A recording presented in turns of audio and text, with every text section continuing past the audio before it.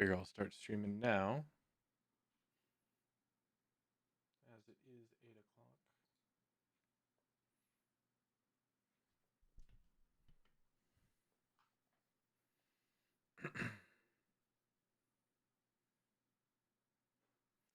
Man, I'm gonna have to keep changing my name back and forth in this Discord.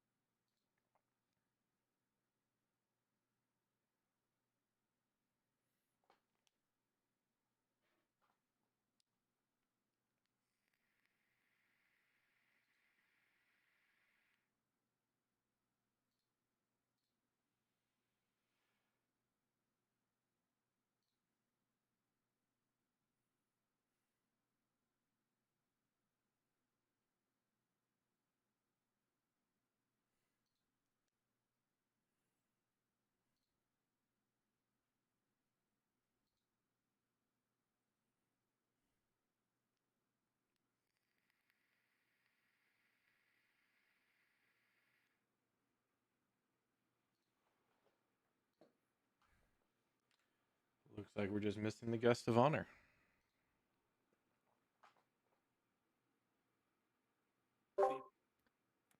It's holding a dramatic pause.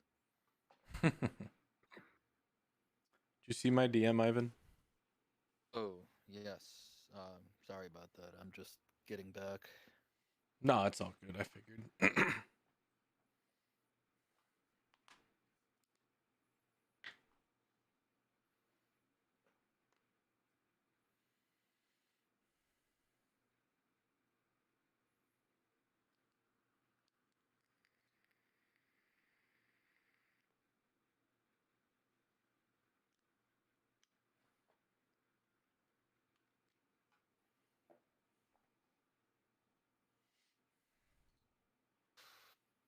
I asked Rob for the information, but he was being a lazy DM and said he has to prep for session 1. So That's commendable. I wish I could say that sometime. instead of doing my little bidding, I guess whatever.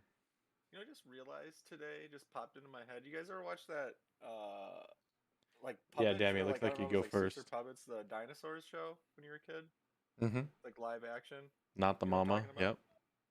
Wasn't a That but I did see a season couple. finale, like the show finale, was incredibly fucking depressing. I was just like going over it in my head, and it's like, holy shit, that was a kid show. Oh, they are dinosaurs. I mean, they No, I move. mean, I it kind of makes know the sense. ending already. Exactly.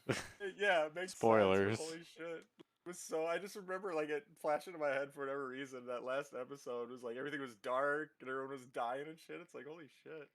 It's a way to exit your fucking like family friendly show. One of the episodes had a guy hooked on drugs. The little spike things instead of steroids, you know? Yeah, Yeah. yeah.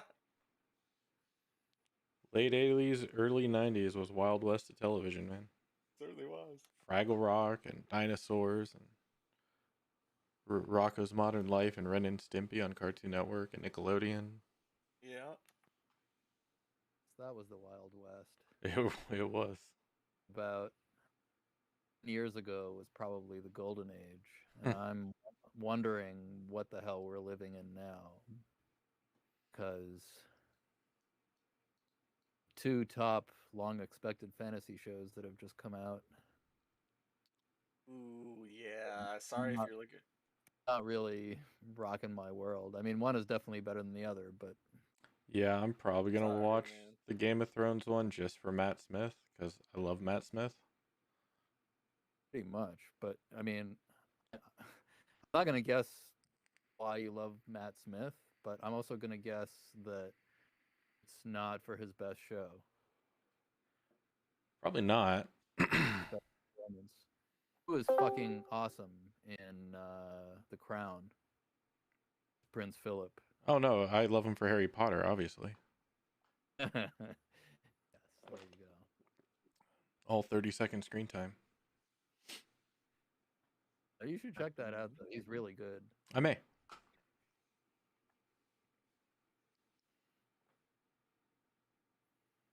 Is the new is Game of everyone Thrones? tonight? Are there new? It's new showrunners, I assume. Oh yeah. Okay. Look up I've been Sherwood. meaning to check that out. I've just still got such a bitter taste in my mouth. I've watched every show of it. It's entertaining. Yeah. It's picking up. It's sort of taking its sweet time picking up, but I guess it's just a hard act to follow. Right. Yes. Is it based on GRM's writings or is it its own thing? Yeah, it's based on a sort of prequelish thing that he wrote Okay. about the halcyon days of the Targaryen dynasty. Cool. But I mean, I think the thing that he wrote was kind of very vague, especially around the edges. I mean, kind of like the appendices of Lord of the Rings. Mhm. If you're gonna base a show on that. Yeah. Yeah, I heard a lot of mixed things about that show. Apparently it's very stunning to look at though. Yeah, and I think like a lot of people were pretty impressed with that in the first two episodes, but like the second two ground to a halt, and the dialogue, oh my god. Yeah, that's what I hear.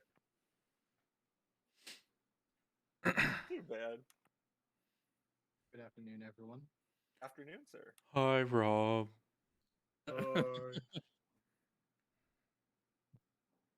Oh boy. That sounds like a 12-step program meeting. So we're gonna start something a little new today, I guess. Seems so. It seems so. I have a So question. Are we You do. expecting Dune worms? As a suggestion? I mean, I wouldn't put it past you if you start exploding a bunch of shit and start attracting some things. Is it true that whoever controls the spice controls the world? Universe. Sadly, no. Oh, okay. I don't think that's the case. You could definitely try to get a spice. Could meet the meat man. The meat man. The heel. Yeah, that would be pretty cool if there was spice, though. Fear is the mind killer.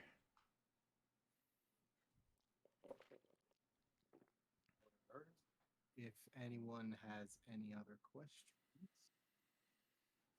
or if not, we can get started.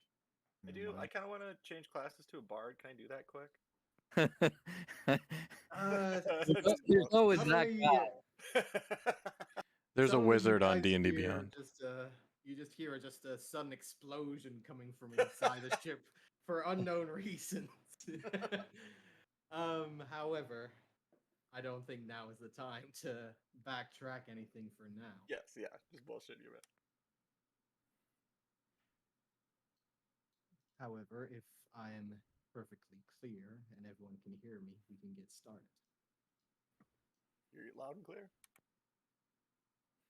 It is the year 1484, DR. And after the countless efforts of the frontier, it seems that after a slight backdraw of multiple lives at stake, it seems that a new call of a wave or second wave has been poured out to those who are lucky or unlucky enough to find it. A summons has found all five of you by personal means or by intention, on the small ship known as the Cricket. The ship itself, captained by Racket Pirate Hunter, has done its third year of travel across the Western Sea towards the new frontier land known as Essrena. After countless contact with the natives, it seems that all contact has either been hostile or a means of material end. There is no truce or any sign of deal to be made.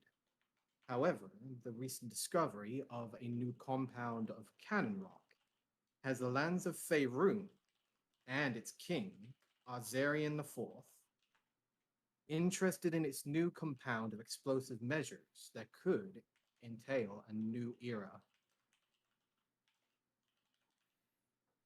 It is now, after the first few months of your travels, that we slowly begin to build a slight bond between some, while adrift between others.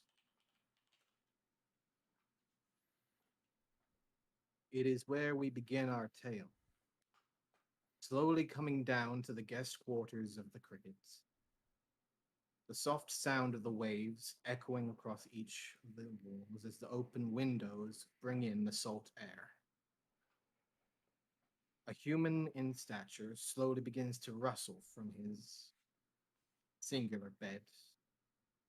The empty ones beside him seem to have been claimed, yet there is no one there to claim them. The constant dreams of your family, soft voice echoing out into your mind as you slowly begin to stir.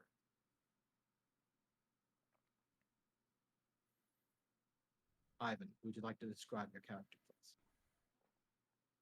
Sure.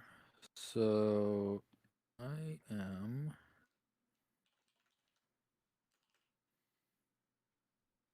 dark aspected human, medium height, about 5.5 feet tall. The thing that jumps out about me immediately is that I wear these long, loose fitting robes and a white turban on my head. Um, I have two swords strapped to my back, and I probably have a whole bunch of luggage stowed away somewhere in the bilges. Not a big talker. I tend to look down when I speak, but do enunciate as clearly as my accent allows. And I try to speak my truth quietly and succinctly. Dark haired, dark eyed, not particularly physically impressive looking, but if you have been on the ship, you've probably watched him practice with his swords. And when he does, he just kind of tunes the whole world out, begins to move in a way not dissimilar to a whirling dervish. So, definitely a sword dancer. If you have gotten a chance to speak to him, he's been fairly laconic but polite. As you slowly begin to rise from your bed, you do hear a sudden knocking at the door. Okay. I try to shake sleep off of me quickly as I can, and I go and open the door.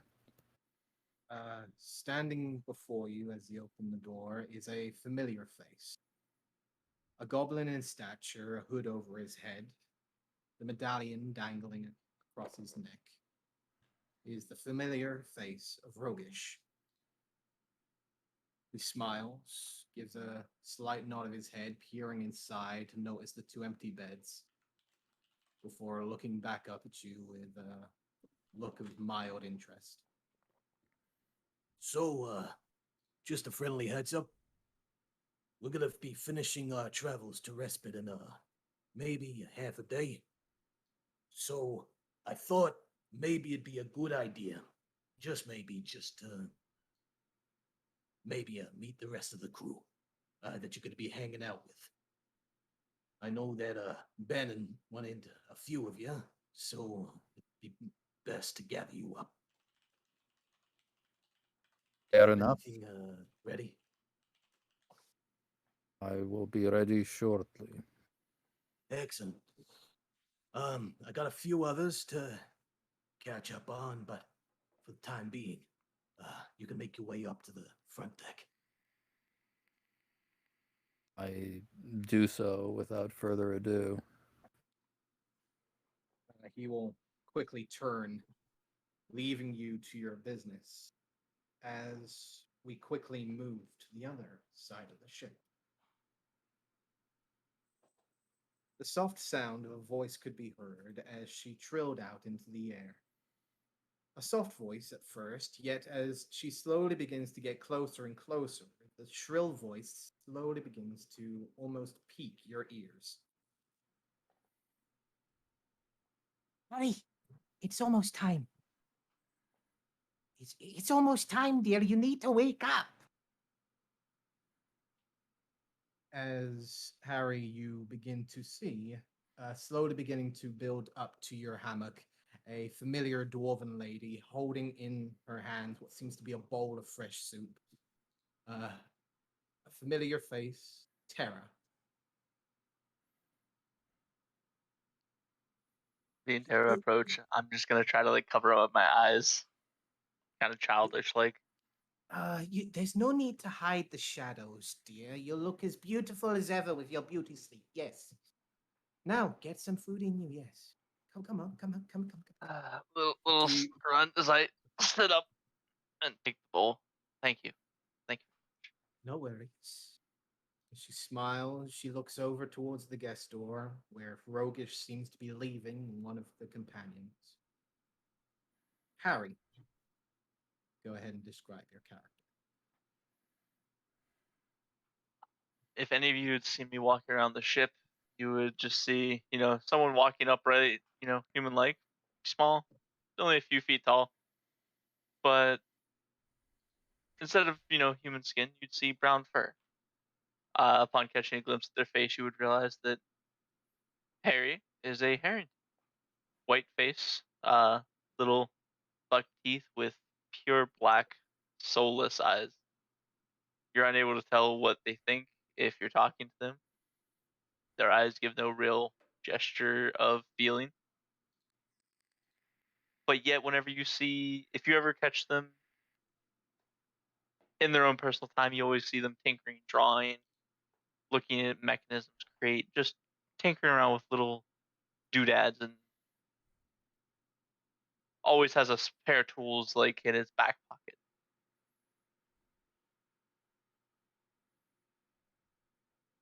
Um, always carried with him on his back, you'd see kind of a rectangular block of metal at a glimpse with different creases and seams on it, but no real idea what it is.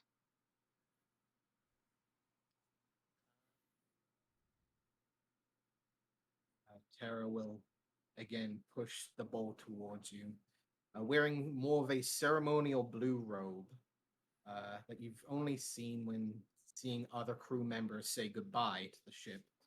You can't help but feel that this is something a bit more personal. She smiles, watching ever so closely to make sure that you finish your soup. I gobble it down joyfully. Just a friendly heads up, dear. So I was told by Rogish to send you up to the front deck. Apparently, you're going to meet the rest of your companions. Oh. Hopefully they look after you, and hopefully you do eat. You have been missing meals recently. Are you sure that you want to do this? Is now the time? You know I'd do anything for them. You know this is what I need to do. It's what I'm meant to do. And just a dinner here and there, you know. Creations, they take time, so I can give up a few meals to make sure that whatever I make next is a little bit better. Well, don't get yourself too harmed, and you can always come back home. You know that. I know that. I'll be okay. And I kind of pat her on the shoulder. Good. I really appreciate your care, as I have for She many, many years. quickly turns. It's obvious from the water building in her eyes that she's been trying her best to hold back the tears. However, as she slowly begins to rush away, the howling sound of her begins to echo out throughout the ship. Oh, jeez. You can't help but wonder how much drama she's going to cause for her poor husband. I'm sure I'll hear about that later. The soup is finished, the bowl left at your side. You can't help but notice the figure that was within the guest room slowly begin to make their way out. Is it who I think it is? It looks like a familiar sort that you've seen before. Human in stature, more darker skin compared to what you're used to.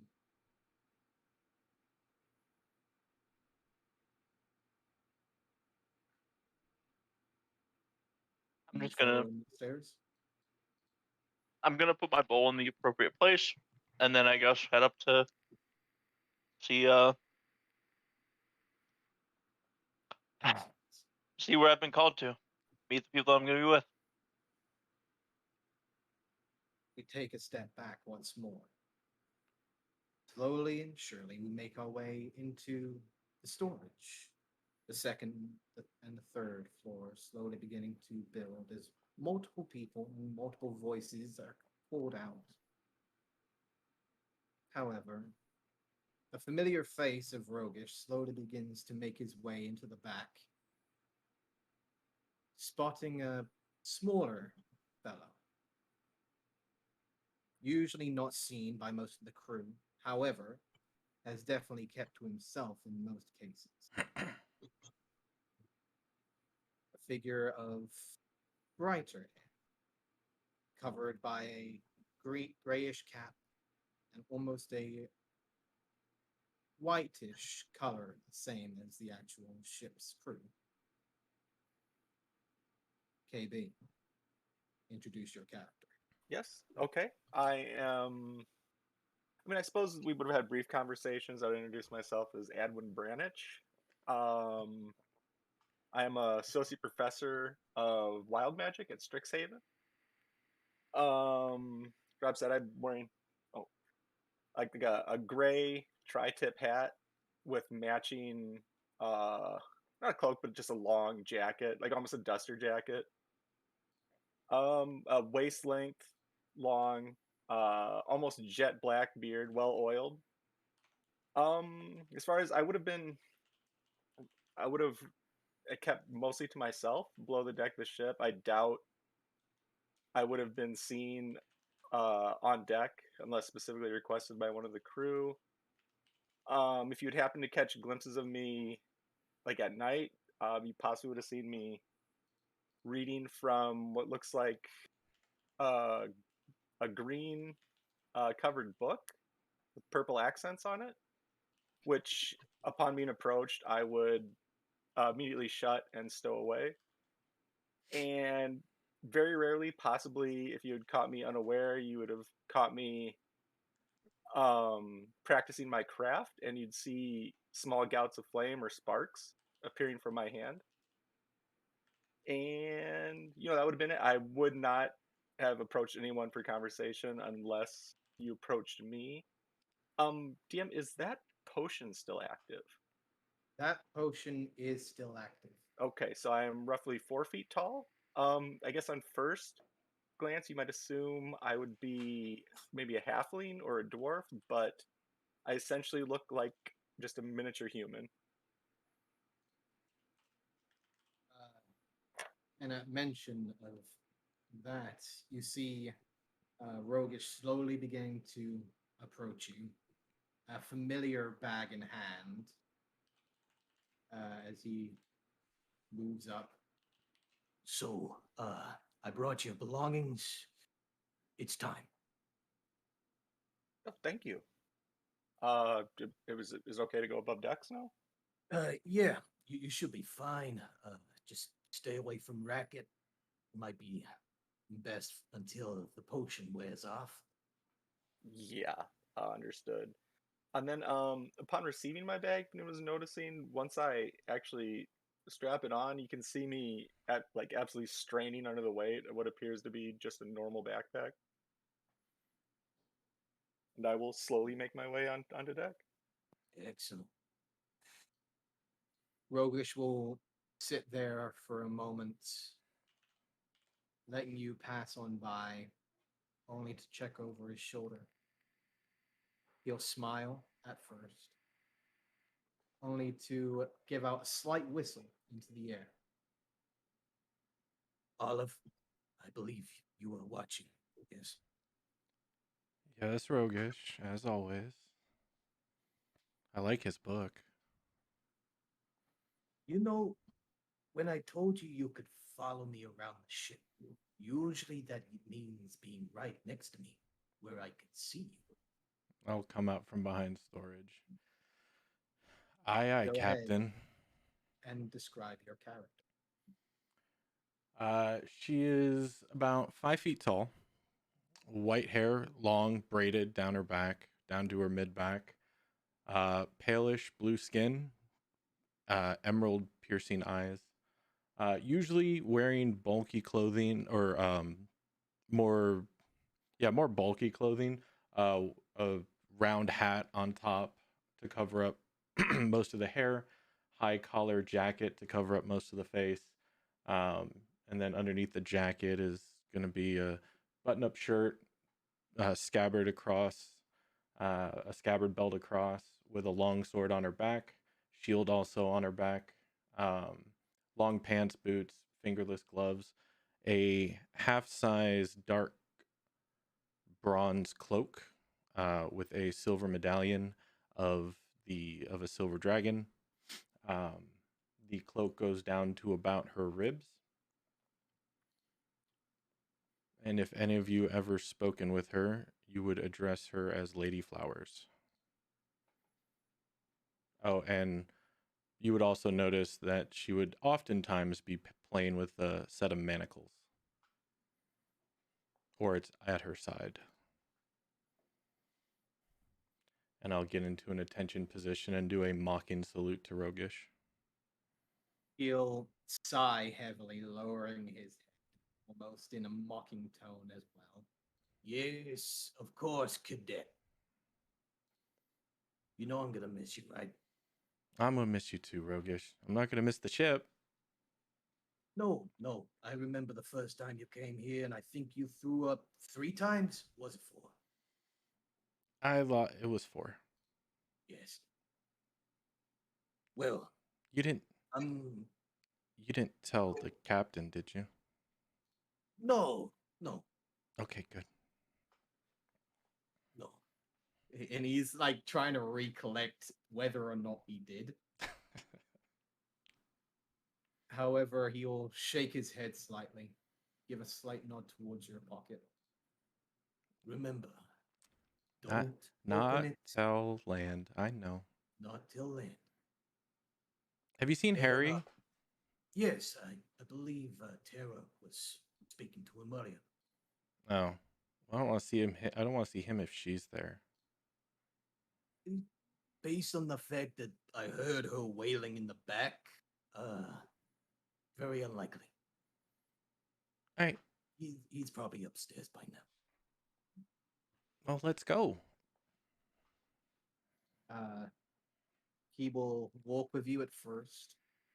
However, you will notice around the second step up to the second floor, he has completely vanished.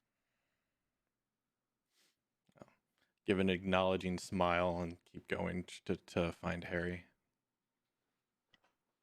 It is there that we step back one more time. As we slowly begin to build to the very top of the ship. The deck itself scoured by multiple bodies, all of smaller stature than. However, the cricket welcomes all. As slowly a set of hands begin to build to the very top, a singular face rises up over the crow's nest to a final figure. As you see once more, in a matter of seconds, Rogish begins to peek over to one single figure. So, you've been resting up here for the last half a day? I know you wanted to stick with your books and stuff, so hopefully I'm not disturbing you. Loki. Please You'll feel see. free to describe So your character. you'll see Vannon, who is an elf that has dark orange hair. He has a cloak on that he wears basically 24/7. If you've probably seen him around, he probably hasn't talked to a whole lot of people, and when he has talked to people, he probably made them all mad. So, as he stands up, he said, "Very well, let us go." As a very calm, very almost in a creepy fashion. Well, do be careful down here. The wind is high, so the sails are going to be a bit more stronger, and so is the ladder, sadly. I'll gather the captain. And he'll slide his way down one of the ropes. You see the goblin immediately make his way under the deck. As you see familiar faces gathered up, some at attention, others still going to their work. As you all begin to gather at the very center of the deck, you can't help but notice on the horizon the large towering mountain that rises. A small gathering of smoke could be seen on the coastline as the ship, slowly powered by arcane means in its back, begins to propel itself towards the large land of Essrena. The coastline getting ever so closer. As slowly you hear the footsteps of two figures. One, all familiar to you.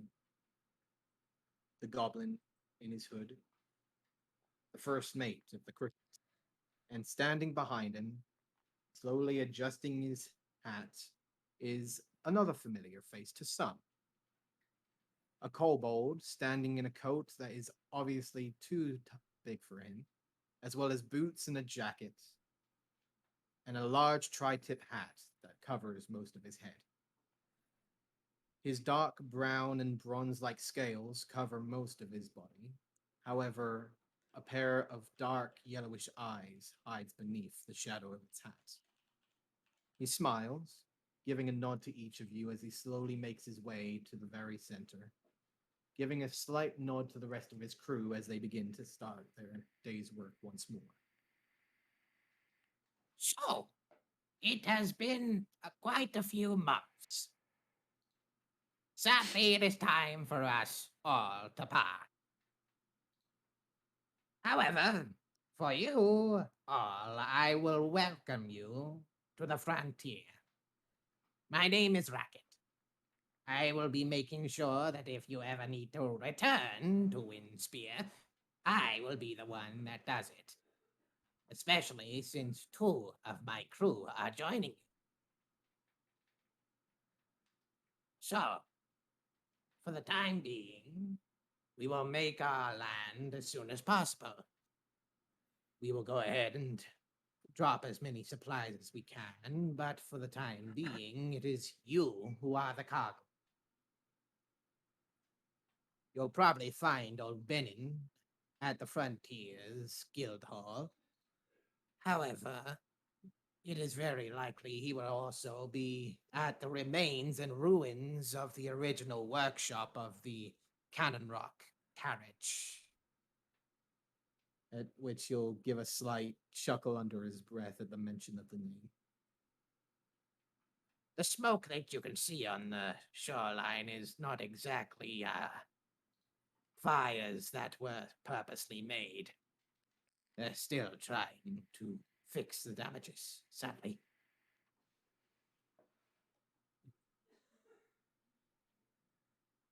Interesting.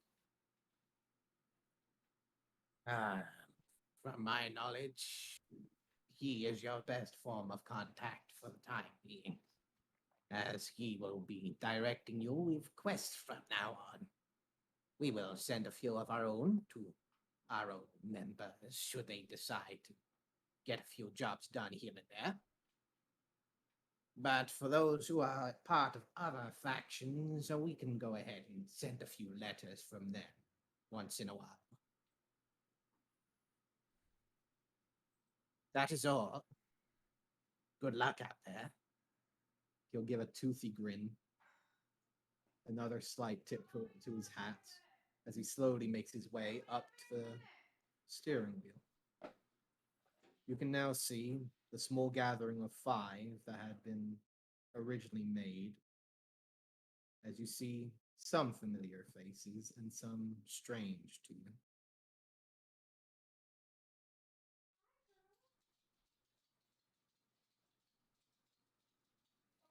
Okay. So I guess we'll be traveling together, it seems. Glance around the motley crew assembled here. Oh, there's more. Okay. More? You're expecting to go ashore alone? No, but not so many, I guess. This is fine.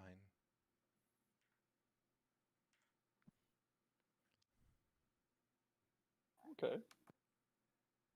Take it you've done this before? Sailed on a ship to a blown up town? No. Okay.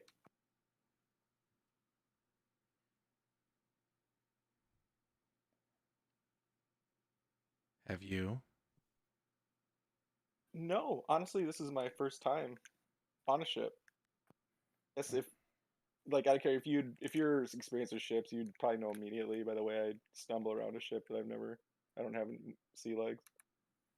Oh no, I could tell from first day you got on. That's that obvious. Yeah. What do you think of him, Well, Harry? I mean, I kind of like look him up now one more time. At least another body to help. I did yet to see the potential. I'm surprised that you haven't tested him, but I give a little playful elbow nudge to Harry. Well, like I said, I didn't think it was going to be more than us. I raise an eyebrow at that. Tested? don't want to know. I give a very menacing, playful smile and kind of look down above my brow to you. You want to be tested? I don't. The way you make it seem, no, I don't. At least not presently. You're no fun. When has consent ever stopped you? Oh boy. Look, I didn't know there was going to be more of them, okay? I thought it was just going to be me and you, and I had to watch your sorry ass, okay? Mm. Look, I had to know what you could do. I'm not going to be killed because someone I'm sack of nothing is dragging behind me. It's a fair sentiment to have. You kind of see an Very- eye roll from Harry. Just okay. And I assure you, I can pull my own weight. Mm-hmm. I don't know. You look a little scrawny. I don't know if you can Yeah, pull much of anything. Well, figuratively. Oh, I mean, yes, I'm not accustomed to travel, as I said, and this backpack and all this equipment is quite heavy.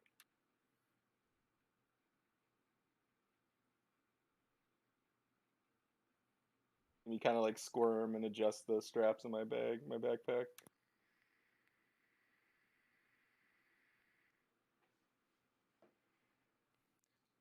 and I'm sorry. It was Vannon? Adwin? No, Yes, not, it's Vandy. no, this one. Oh, sorry. Wizards. Why are you here? I'm here to explore. Oh, another one. Okay.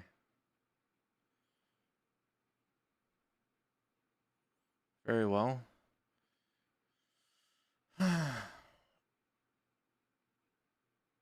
Well, you're boring me. Good.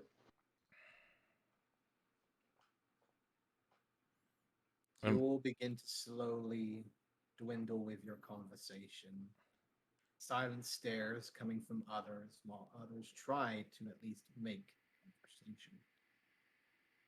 A sudden shift of the ship begins to catch the waves ever so slightly. The sudden tilt of the ship to the left almost seems to catch you off guard for only a moment before it comes back to a straight and narrow. You hear a slight voice coming from behind you, shouting out, "The water's a bit choppy back here. You might want to hold on." As you feel another push of energy beginning to build from under you, from the ship itself.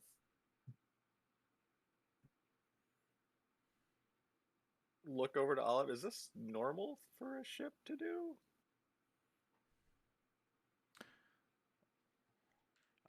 You would know me as Lady Flowers, but yeah, Right. it's all right. Yeah, that's what water does to boats. I mean, Okay. I don't know where we picked you up at, but is this like your first hour on a ship or something? No. You I don't mean, have this, to I answer haven't. that. I've been watching you. It's okay. Okay. See, I look kind of pale and grip the railing a little tighter. You just hear a laugh from Harry. You might want to grab it tighter still. You're firing up the cannon. I'll.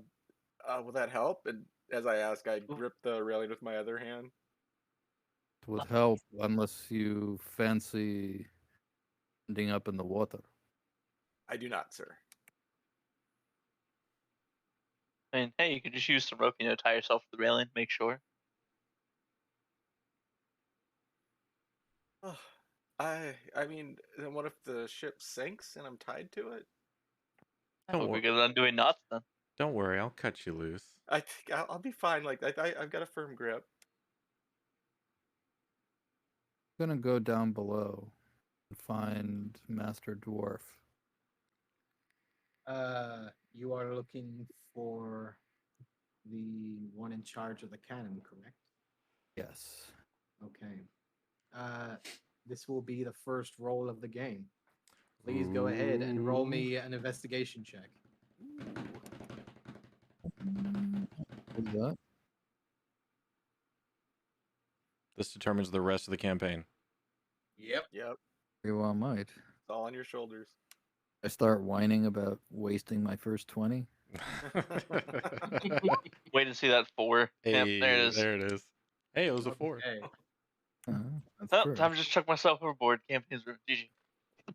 You find yourself bored by the constant, almost insulting and demeaning conversation of your newest companions that you begin to make your way down into the living quarters of the ship.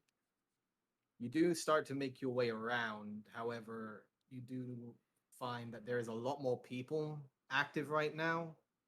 And when you do approach the door that you saw before, it is locked. There does not seem to be any sign of the dwarven male. What's his name? What was his name? I don't remember. I'll pound on the door. You'll pound away at the door, and you'll notice a few small crew members passing by, giving you a slight confused look in some cases. Others are mildly interested in watching you pounding away at the door. Couple seconds later, you do hear the slight turn of a key inside the door, and the door opens slightly. And you will see a familiar dark face covered in dark long hair and a dark grizzled beard. The familiar face of Torben. Can I help you? Morning. Good morning. Is there a purpose you have disturbed my work? Yes, there is. Target practice early in the morning? Not that I'm aware of. Oh.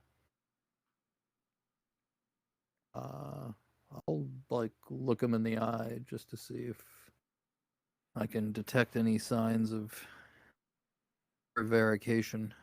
You could certainly try. Go ahead and make an insight.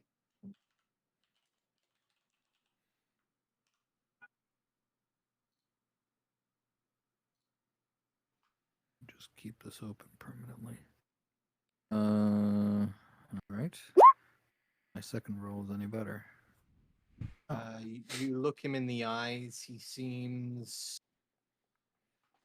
bothered and almost frustrated that someone's getting in the way of his work, but seems genuine of the fact that he has no clue of whether or not there is supposed to be target practice today. I have not been told to fire the cannon. So the cannon will not be fired. Is that what concerns you? Yes. Oh, well, no longer a concern. Very well. Thank you again. He will close the door. The lock quickly locks into the door itself. You can't help but feel that the door is fully locked once again.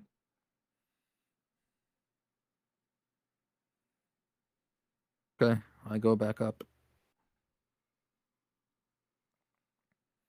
In the meantime, as Hayim makes his way downstairs, has anyone else continued the conversation, or is anyone wishing to do something? When he walked away after saying about the cannon being fired, I'd like to try to get some positioning to see the loading, the operation, any real overwatch of said cannon. You would immediately jump towards the front of the ship where the big ass cannon currently resides.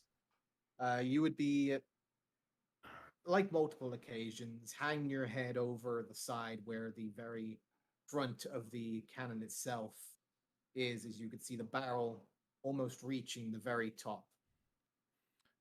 You hear no familiar sounds of loading that you usually do hear, and it is reasonably quiet. However, from your position, you can see that the waves are starting to slowly fade and soften as you are beginning to crest upon the coastline. As Harry moves towards the cannon, I'm going to be in tail, but several paces behind. DM, is this like an actual front-facing cannon, or is it just like a broadside cannon but toward the front of the ship? This is a full-on front-facing cannon. Okay.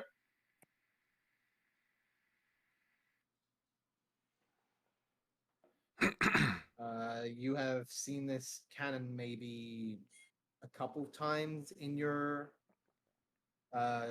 stay here. One thing of note would be that the cannon itself is almost 15 foot tall. Oof. Big ass cannon. And you can't help but see the pure excitement that seems to come from both and quite a few of the other crewmates whenever they see Harry begin to run towards the front of the ship. Continue my grip on the rail. Trying to lose my balance and just watch what they're doing.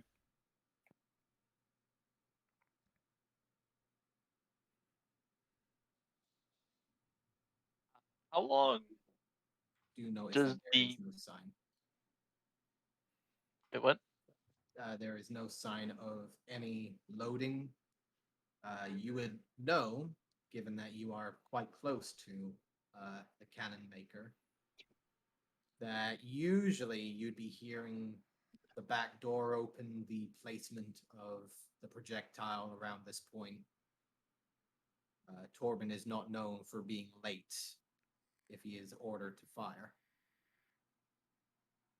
I was gonna ask about how long does the preparation sequence for this typically take, so I know how much time I at least have until it gets fired. Usually Torben can load the cannon and set it to fire within around about 15 to 20 seconds. However, his record is around 10.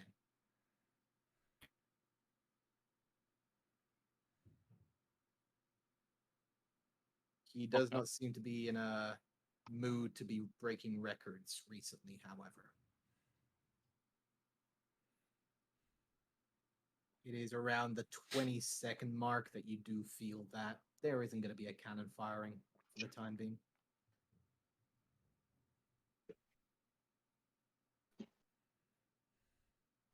Kind of look disappointed. I kind of like lean back on the railing and look around me. Like, it's all here. Did anyone follow? Did Oh yeah, I'm like 4 paces behind you. Slight crowd had began to build at the front of the ship, almost in preparation as they saw Harry running to the front. A slight sigh of disappointment follows throughout the crowd, but they eventually disperse back to their duties once more. Now would be around the time, Haim, should you decide to return to the top deck, as it is around this time you see the shoreline beginning to build closer and closer. Upon the dock side itself, you can see multiple figures building up what seems to be a small outpost or checkpoint of sorts. Multiple tables and chairs have been set up, as well as multiple figures placing down what seems to be small boxes on top of the tables, and pieces of paper and scrolls all being prepared.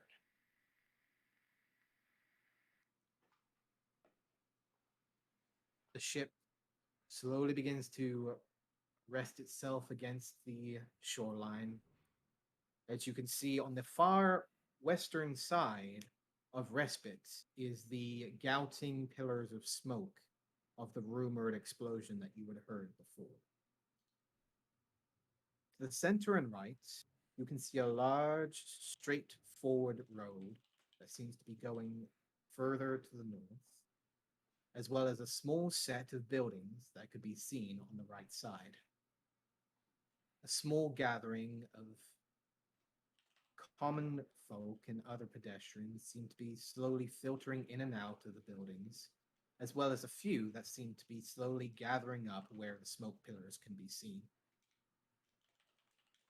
The remains of the crew slowly begin to build towards the dock, as the crew of the Cricket begin to gather supplies from down in storage.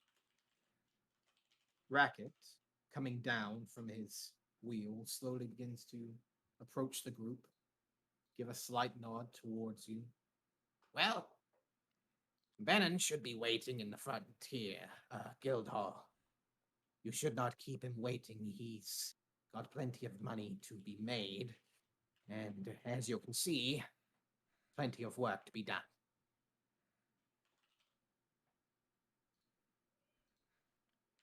Yes, Captain. No need to call me that now. Flowers. I'll give a slight bow slash fake curtsy. Well, for the time being, I'm not entirely sure how long it's going to be until I dock here again. However, I would think that I'd be coming back in around a month. If you need any contact towards Windspear, Benin would be your best option. Until we meet again. You'll get a slight nod of his head. Looks over at Roguish. The formalities, if you could, my man. He'll return to the wheel as Roguish gives a slight nod. Well, follow me, I guess. If you're all ready. Noticing one of you's not here. Where the heck's he go? And He he'll- Go ahead. I saw him roam downstairs. I don't know which way it went. He said about the cannon possibly being fired, and then walked away. Ayin. What are you doing after talking to Torva? I am gathering up my stuff. And I guess once we've landed, I begin dragging it off and toward the gangplank. You will make your way up to the deck just as Roguish begins to make his way down the steps, and he'll give a slight smile. Ah, there you are. Well, we're making our way, so hopefully that stuff's not too heavy for you. I'm not exactly known for slowing down. I can manage. Good. He'll give a slight turn, making his way towards the gangplank, beckoning those afterwards. As he's coming back, he'll hear, Roguish, do I have to help unload this boat again? No, you completely relieved of those duties, given the fact that you are now a land dweller. Congratulations. Give out a big stretch. Pat Harry on the one strong pat of Harry on the back. Oh, let's go. What's next? We're gonna need mouth breathers too. Okay. Rogish will slowly begin to make his way down the gangplank. Multiple other guests that were throughout the ship of smaller stature, as well as other small ships that joined the Cricket in its adventure, slowly began to filter its crew and supplies throughout the dockland. Those who are guests and more public transportation are slowly beginning to build in queues onto the tables where they are each signed in and paying their toll. Rogish, leading your group, will come up to the first table, give a slight whisper in the ear where they will nod, and each of you will slowly pass without having to pay. Of course, giving a slight evil eye by the others. He will slowly make his way into town with you, as you can see a small gathering of buildings on your right, as well as the large crater that you can see beginning to build within the left side. The remains of buildings and crushed up metal are all that remain of the buildings that were there, apart from the large 50-foot crater that now remains. Smoke still billows in small pieces. as other small civilians begin to make their way back and forth from the remains of the workshop. A second one, slowly beginning its foundations, could be seen further to the north. However, a more cautious step could be seen by the miners that are making their way there. A secondary building, 2 stories high, where rests a single sign saying the Lonely Sonnet. A sign of a single singing bard could be seen at the front of its steps. Second building, smaller, could be seen as the general store of the frontier, where a single figure could be seen resting behind the counter. The final building, you can see scrapped onto the front in a piece of driftwood, is the Frontier's Guild Hall, a 2-story building made mostly of what looks to be a wreck of a ship. You see very few people sitting inside. However, the few that are sitting there seem to be quietly conversing with themselves, enjoying a drink for the time being before slowly returning to their work. Rogish, making his way inside, will look up, look back.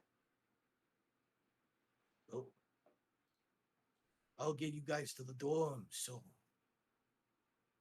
my best advice: no mentions of faction or outside of the country activity.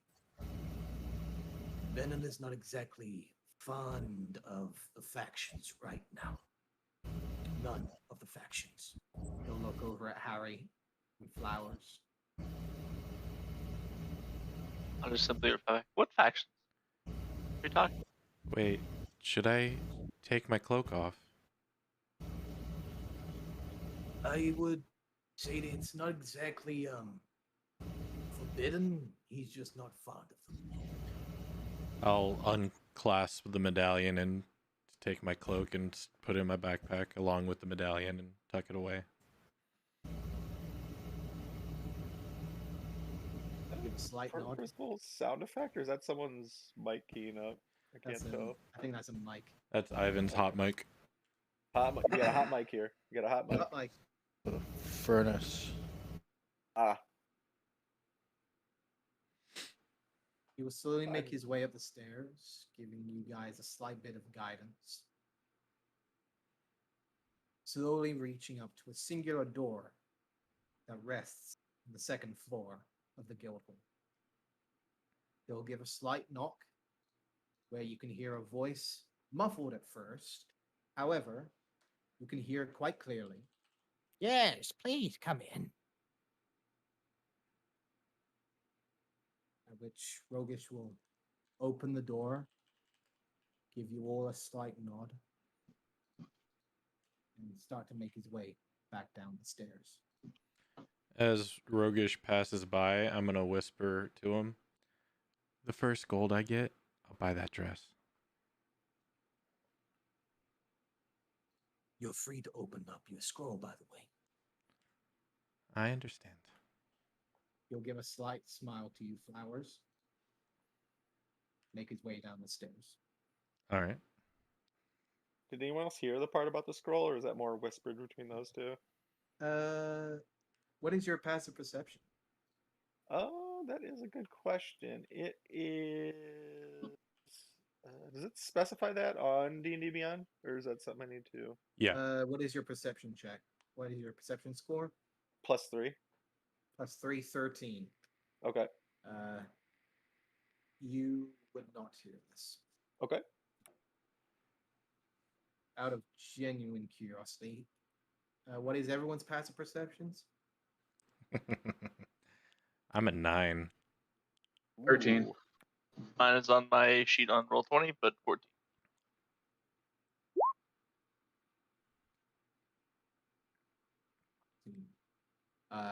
None apart from Flowers where he'll hear anything of a scroll.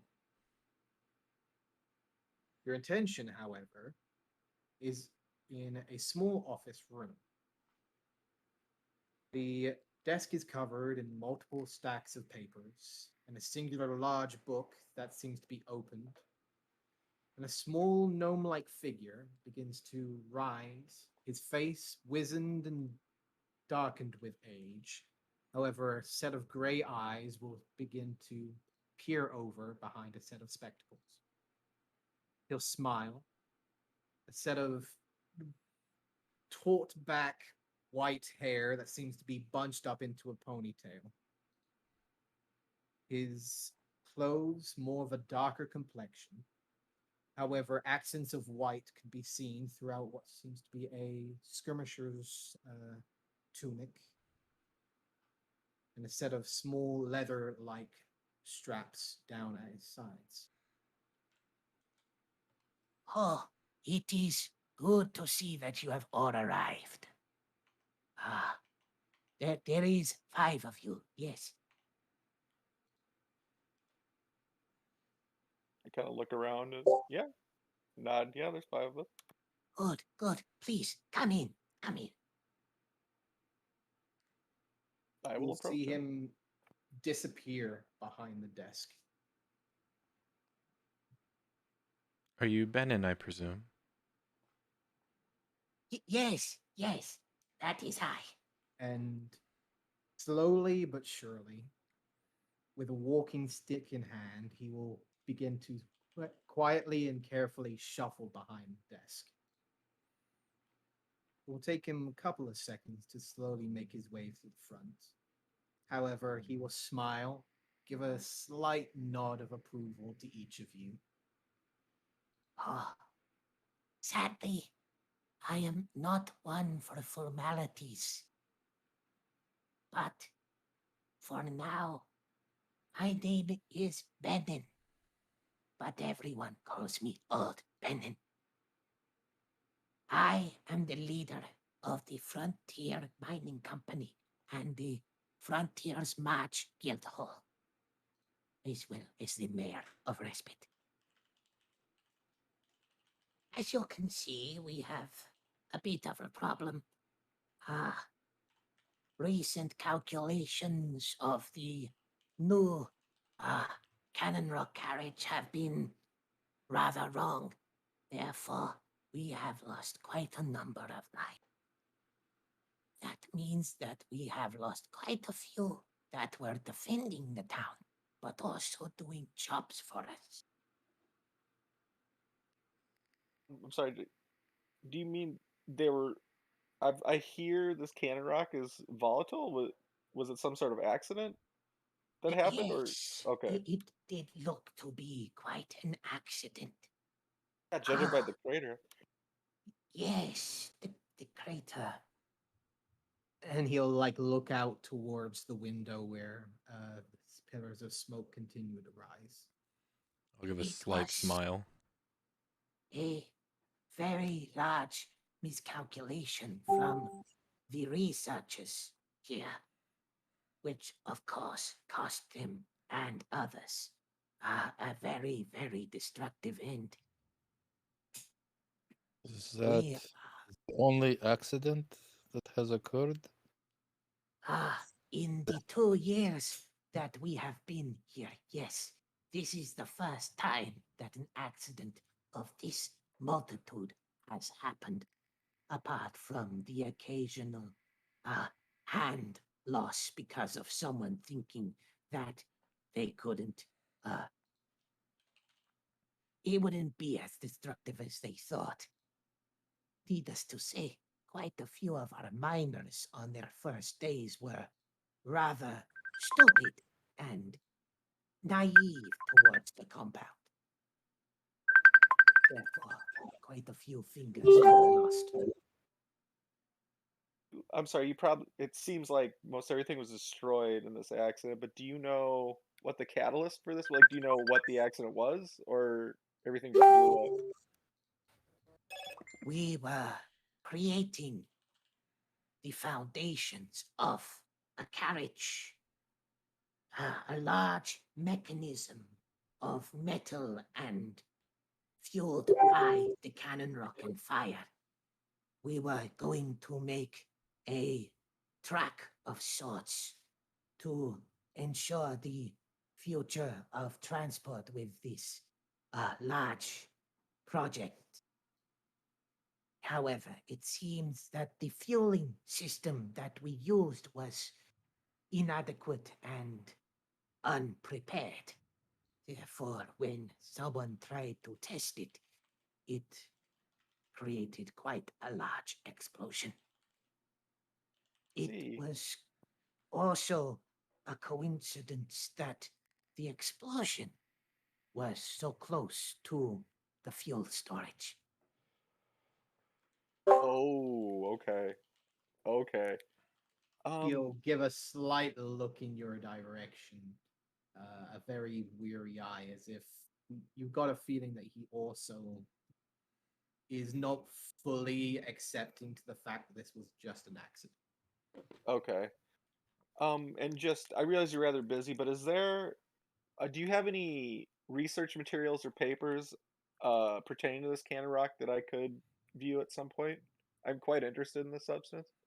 Sadly, uh, most of the research, if not all of it, was destroyed Damn. along Okay. with the warehouse. Therefore, we are essentially starting from square one. Perhaps You said 2 years of work? the best. Wow. Yes, it does put a lot of strain on my hotel farm, but it is not something that will bring me down so easily. Has anyone considered perhaps placing a, what do you call, moratorium in using this cannon rock? Most research was done within the workshop. So a lot of the research towards the cannon rock has either been destroyed or lost.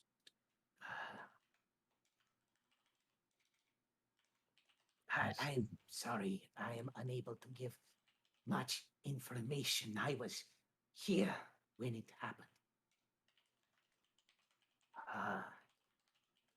If you are seeking for someone who actually saw the explosion firsthand, you could perhaps speak to Freya, who is in the general store.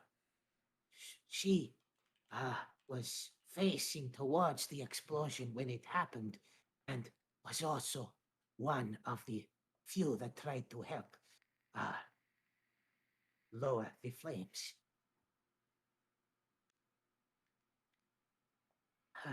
I believe she is home for now. Where does the cannon rock come from?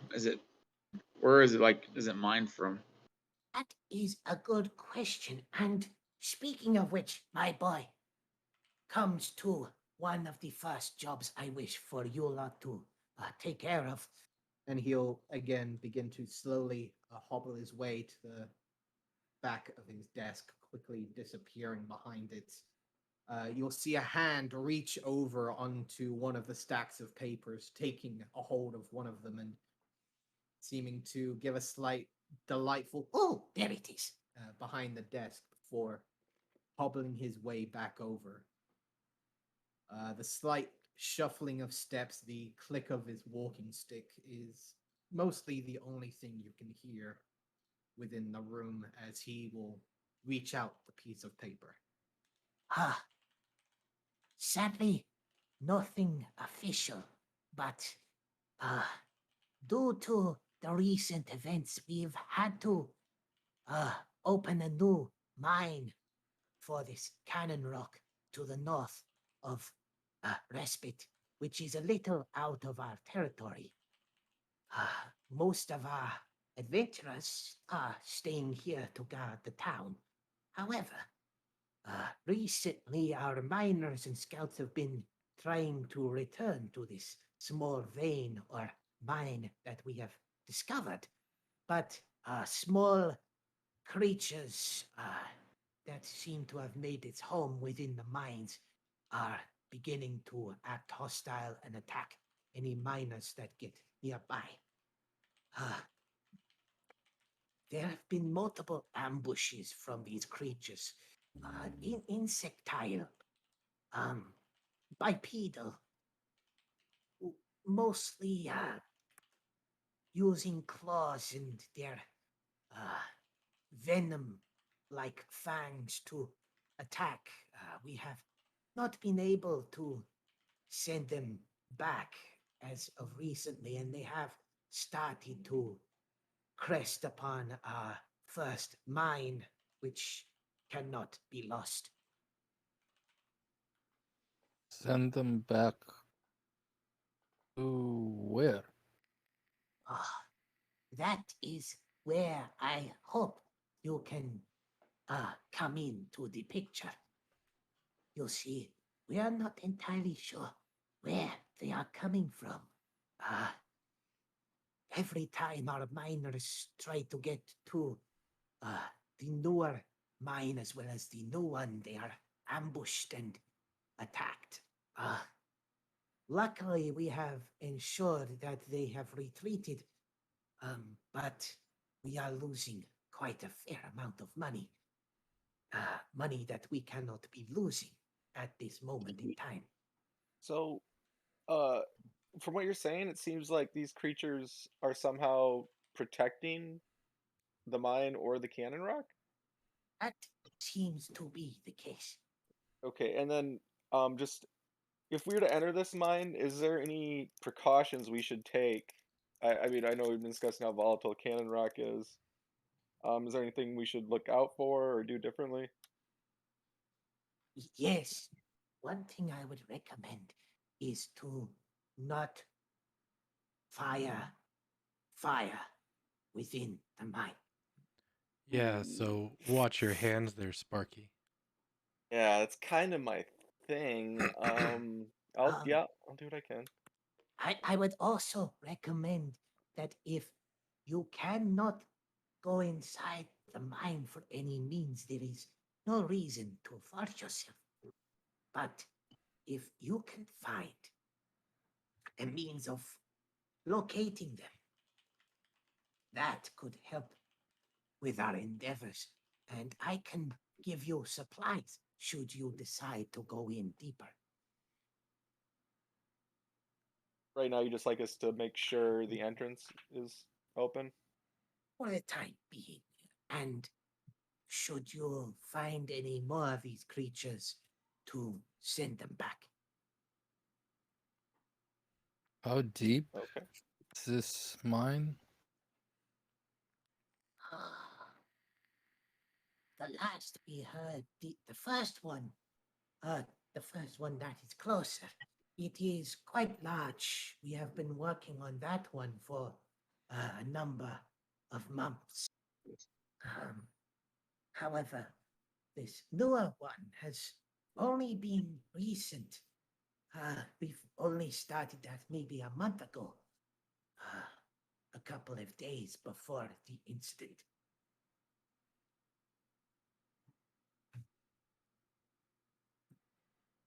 Couple of days for what? The incident, and he'll point Ah. outside towards the smoke. And when did this happen? This incident? The incident. The incident happened. And he'll take a moment, like raising his finger as if to answer the question. However, he'll slowly shuffle back to his desk, jump on top of the chair, and will quickly scour through a few papers, take out an abacus, do a few calculations, and it seems my memory has failed me, but it seems the paperwork has said that the explosion originally happened around about 3 weeks ago.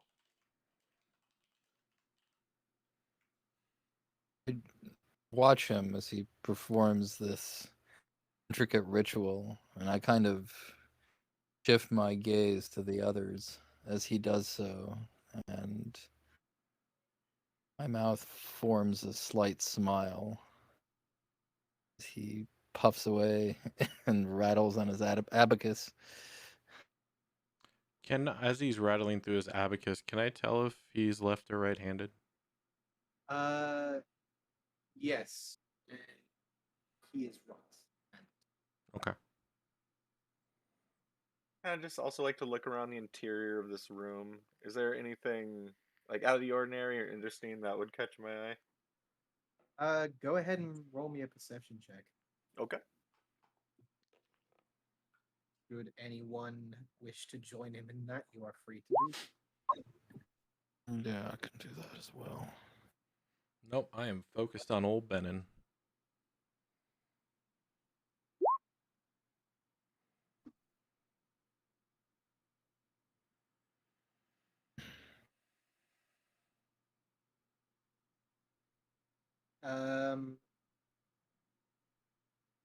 From a quick look around the room, there are a few things of note. One is a large spear that seems to be resting above his desk. Like a trophy? It looks closer to a harpoon, however, seems to be almost 10 foot in length and has an adornment and markings of gnomish language. However, it does seem to be rather ornate looking. Hayim, as you're keeping an eye on the abacus, you will notice one thing of note on one of the papers. You will see that there is a recent receipt from one Eunice.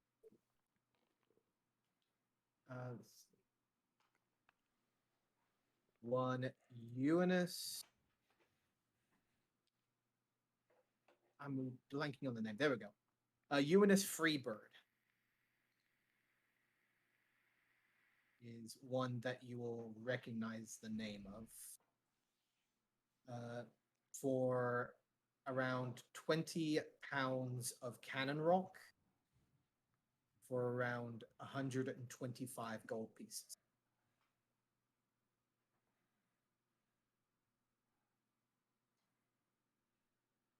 Okay.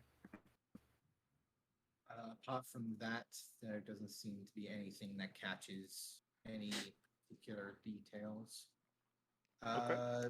There are a few taxidermied heads that seem to be hanging on one side of the wall.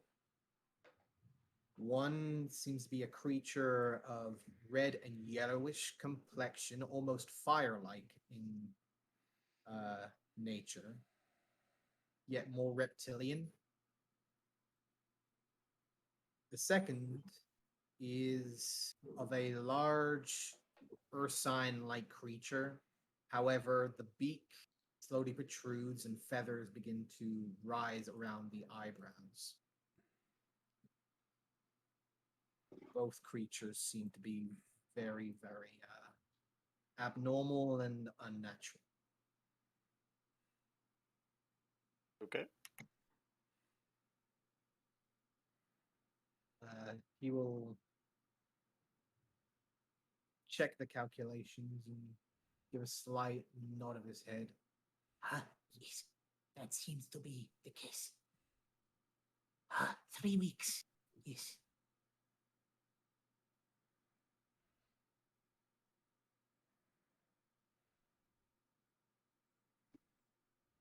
Still smoking. That's almost impressive. The abilities and the pure innate power of the cannon rock is mesmerizing. Yes. Yes. Wonderful stuff. It really is. Fascinated to learn more about this. Oh, yes. If you are able to locate these creatures and perhaps clear out the mine in due time, I will be able to compensate you for these. This, yes.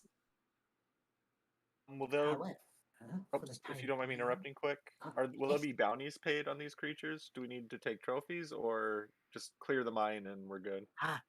This is what the paper is for. And he'll place the paper down into your hand.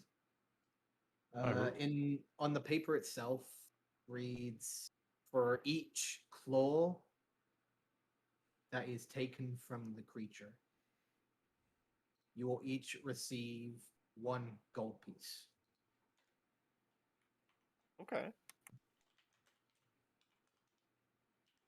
Sadly, my resources are limited for now, so I cannot give too much, but I can promise you a higher amount should you clear the mines in due time. It does not need to happen too soon, but soon would be nice. You don't Okay. need any of them back alive, do you? Not from my knowledge. We have been unable to contact with them. Oh, okay. You said What, resources are. Oh, sorry. I didn't know you're going. what have you tried to contact? Well, we tried to have some scouts actually try and conversate with them, except the scout did not return until we brought him back with a spear in his chest. Would you like one back alive? I think I can do that for you. I have no need for these creatures, and to be perfectly honest, I believe that the lives that have been lost because of them would enjoy a little avenging. Very well. You said resources were limited for you. Do you hold any sort of sway over the shopkeepers in this town? Yes. I do have contact with Freya in the general store. Yes, she is quite delightful. But I would not want to harm her business while she is also struggling for funds. Oh, yeah. Okay. Then I was gonna mention. I find myself somewhat ill prepared, and I'm in need of more equipment. I would be willing to accept vouchers to the store instead of money if that would be easier for you. Vouchers for the store. Something if you have a system like that. And this, I'm sorry, I don't know. Maybe you don't go by voucher systems here. He takes a moment, scribbles something down on a piece of paper. Maybe in the future we will. Okay. Is it that you need? Oh, Well, I find myself needing a set of leather armor if possible, and possibly a short sword or rapier. I mean, I can handle myself the way I am now. I would just prefer to have, something for protection if needed. Adwin, you're not Not a, asking for stuff before we've done anything. That's rude.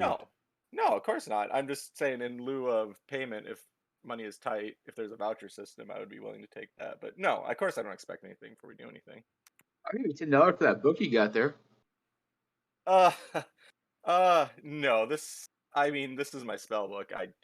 It would be entirely foolhardy of me to Spell sell book, it or you pawn say? it. Oh, spellbook, you say? Yes, Freya will pay a pretty penny for that. Do not worry. Yeah, but I kind of need that to ply my trade, as it were. Yeah, that's not for sale under any circumstances. You can see him deflate slightly, almost like a child who lost their chance at a toy. Depends how much you Like- need that armor. I cast kind of a narrow. You might not even notice it, Vannon, if your perception isn't that high, but kind of a narrow shooting glance at Vannon when you mention my book. Van's gonna stare at the book very intently, making sure Oh, it's that not. he. It's not out. It is buried Oh. in my backpack. It's Oh. it is never out in front of people. That's earlier. You may have caught a glimpse of me thumbing through it when I was alone in my bunk, but as soon as I noticed anyone coming, I would have stowed it away immediately. You'll see a book right on Vannon's hands, right next to his hand, and it does not leave his sight, but everyone can see it. Okay. What color's your book, Vannon? It is black. It is black with red lettering on it. Okay. It's also chained to my side. It should be. Yes. Don't worry. I'll be fine. I'm just speaking for things I need in the future. I am absolutely fine right now. Well, I don't know about vouchers, but I do believe that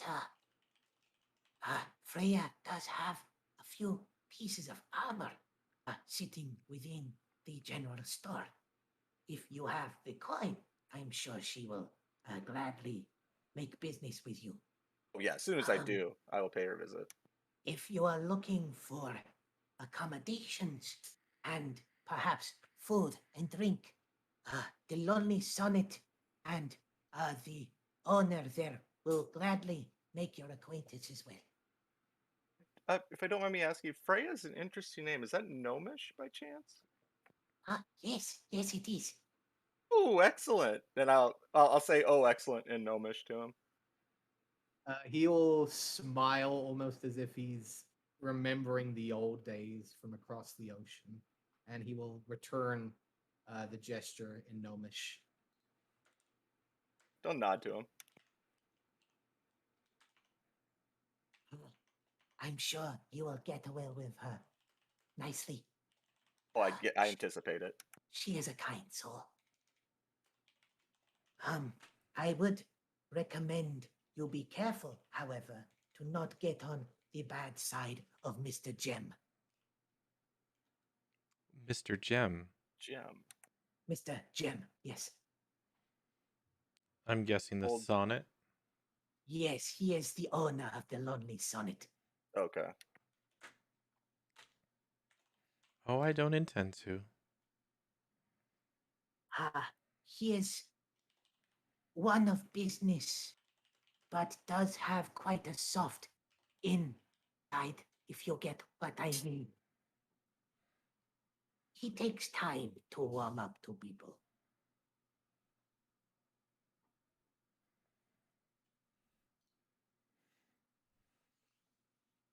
Okay. Okay, so back this job you spoke of, is this something you'd like us to look into immediately? As soon as you are possible of doing it, my friend, yes. But if you are tired after your journey, it is good to rest in respite. What time of day is it? It is getting almost around about to noon, Okay. so you can start to feel a slight bit of heat coming from outside of the windows. You will notice that the room itself seems to be rather cool compared to the outside. The source of which is unknown. Okay. I'm just gonna ask, how far away is the mine from here? And he'll again point his finger in the air, almost as if doing the abacus in the air itself in his mind, and he'll. Are you talking about the first or the second one? The one where you're having issues with the creatures. Yes. Oh, the second one is almost a couple of hours away. Sadly, we could not find a nearer vein of Cannon Rock so close, as close as the first one. So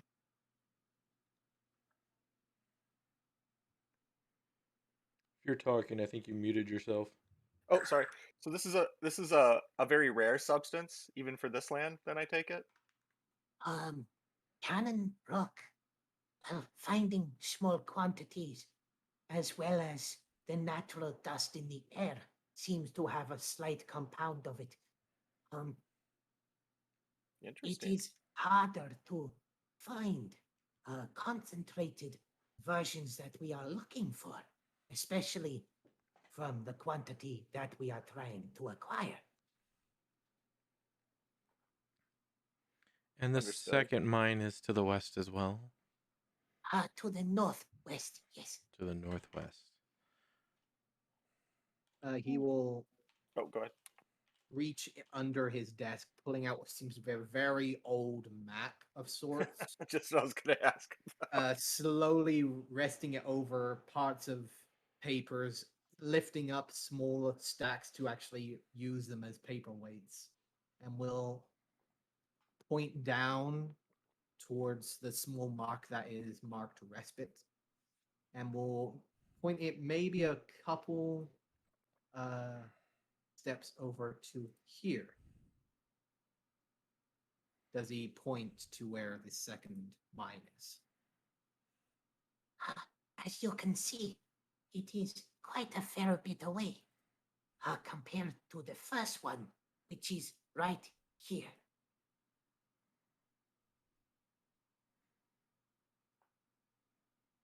Oh, As he sees it, Vane is going to take out a piece of paper and actually start basically making a map of where the town is and then where the mines are. We could probably He make it will there today if you guys Yes. would like to get started today, or I mean, I just kind of look at the group. Did anyone need a rest, or should we set out when we're done here? oh, I'm eager to stretch my legs. It has been so long since I've been on land. It feels like years since I've been on land. Honestly, I completely agree with that sentiment.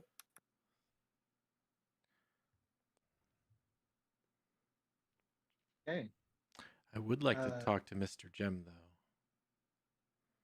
before we leave. He does that. I'll go check out this general store. you make your way out. A soft Oh, goodbye, and good luck on your travels. Don't get yourself killed out there. I give a slight and bow to old Benin as we leave. A Oh, pleasure thank to you, meet you, Obi. sir. he'll give another slight wave from behind his desk And then I'll give a as slight wink to him. the last of you slowly make your way out. His hand Um, rises. I just want to say I'm lingering right now, so I'm not heading out. Okay, I'd say Okay. Edwin doesn't even notice because I'm fixated on checking the shop out. So I would notice, so I would stay just outside the door then, seeing that Harry has stayed back. Do you make yourself visible? Me? Yeah. Okay. I'm just going to be right outside the door.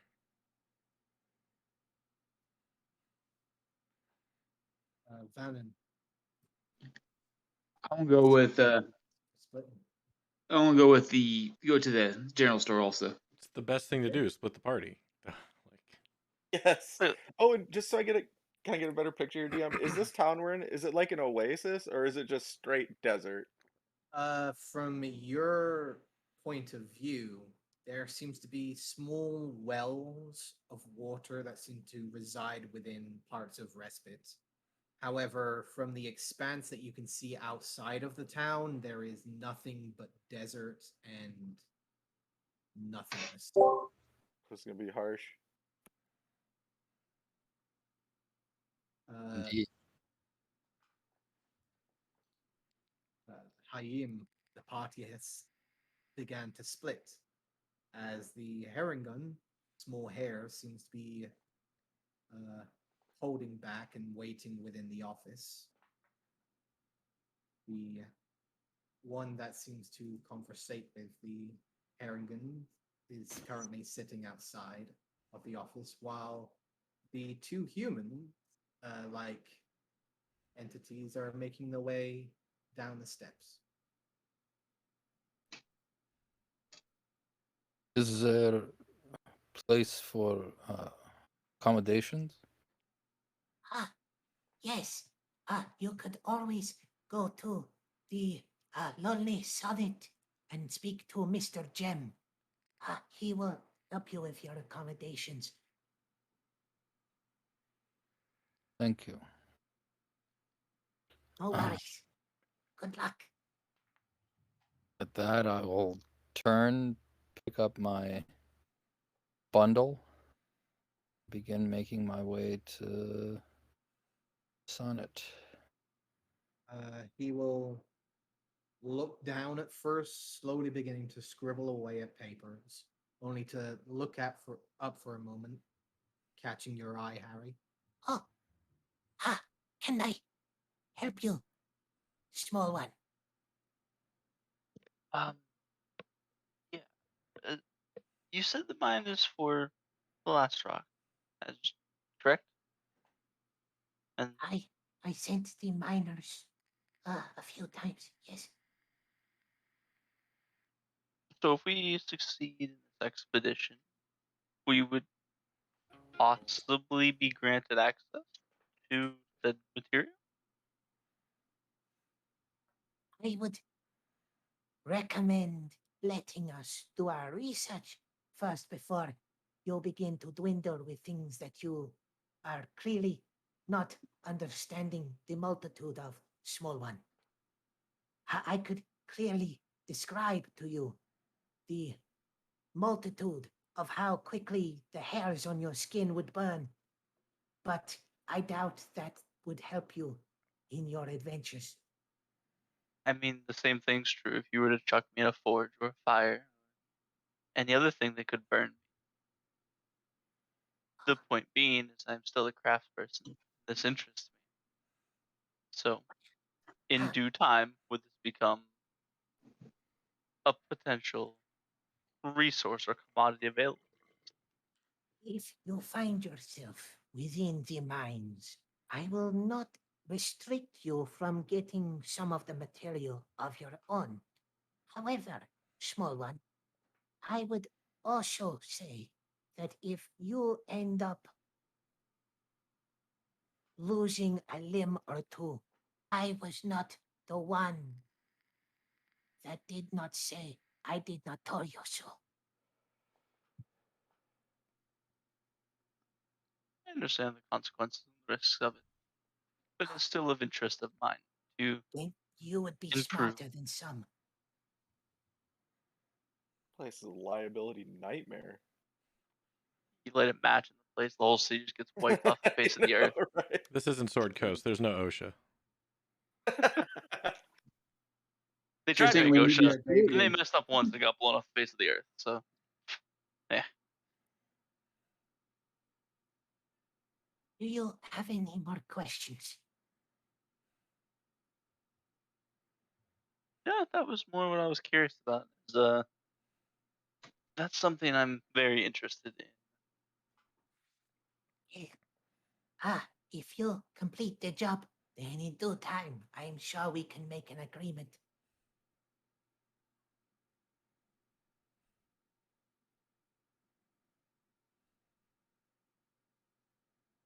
Yeah, that was what I needed to know. I guess we're off to try to solve the problems, and I look forward to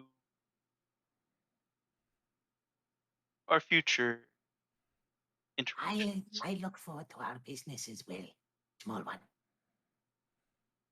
But now I have business to attend to, and I believe some of your companions have already left. Yeah, I'll find them. No worries. I appreciate your time, and I kind of give him a little like head bow. He'll give a slight wave as you make your way outside. He gives a slight shift and sway to his fingers as the door closes behind you. While he was in there and after everybody left, I would pull out my scroll and read it. Okay. You pull out the scroll that Rogish handed to you. A level of excitement begins to build as you can't help but hear a familiar chuckle. in the back of your head. The scroll unfolds, stamped and claimed by the HDM battalion. Official. Dead or alive, however, preferably dead. One Silas Silvers. Last seen on the frontier within respite. Regular at the lowly Sonnet. Known to be left-handed and missing 3 fingers, all of which the middle, ring, and pinky. Last known face to be human, however, has the ability to change his face and figure. The price on his head for murder is 50 gold pieces dead, 100 alive.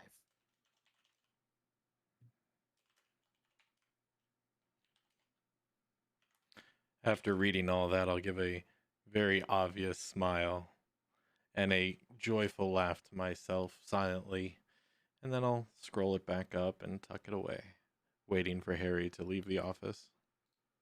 You see the familiar floppy ears coming out, the slight bit of fur as the door closes, leaving you at the top of the stairs. Well, Harry, I hope that was informative. Can we go to the inn now? Of course. Good. I have some questions for Mr. Gem before we leave. You want to leave today, right? Like to go to the mine? I definitely want to get close to there as soon as possible. We're walking as we're talking.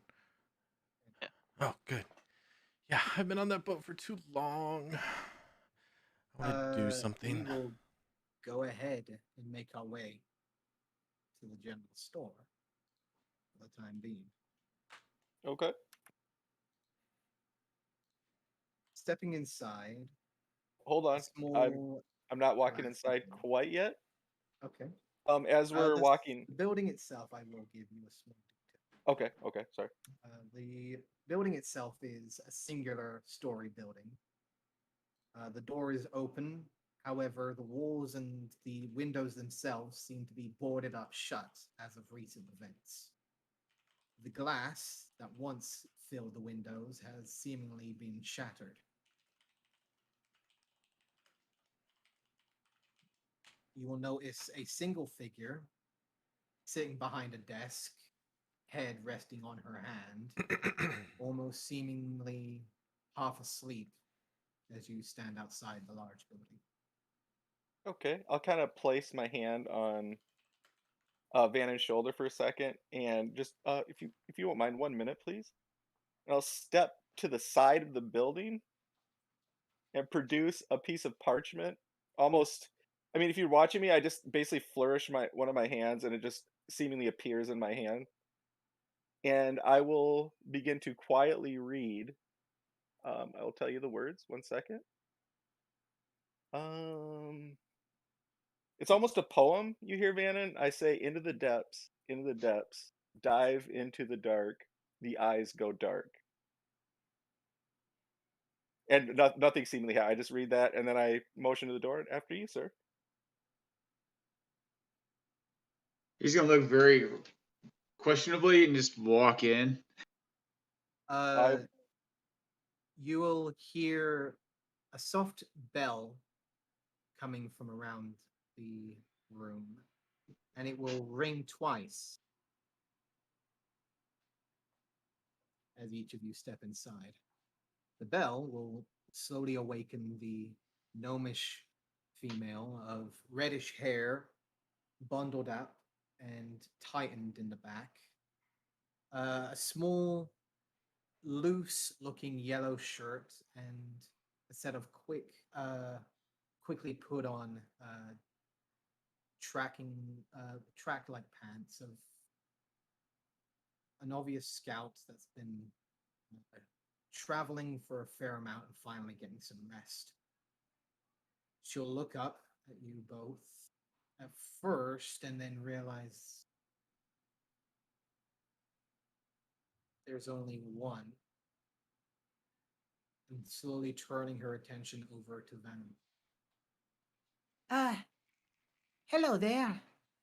Welcome to the Frontier General Store. Can I help you? Yes, I'd like to get some chalk. And a Chalk. piece of chalk and some soap. Chalk and soap. Okay. Well, luckily we have Hopefully I everything didn't miss anything in important stock. that I wasn't there for. Mostly. And she'll reach down, beginning to grab a hold of some chalk. Would you tell me how many are you looking for? Just 2 pieces of chalk and like 2 I guess bars of soap, I'm guessing. 2 bars of soap and 2 pieces of chalk. Okay. And she'll reach down, placing the 2 bars of soap on the side, as well as 2 small sticks of chalk. Just out of mild curiosity, is this for arcane means? Oh, no, this rabbit just smells really bad.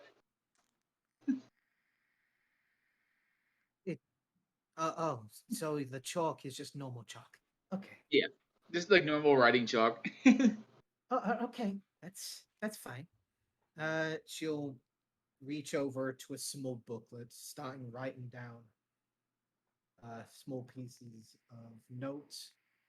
So the chalk and the 2 pieces of soap is going to cost you around 3 silvers. Can't you break a gold?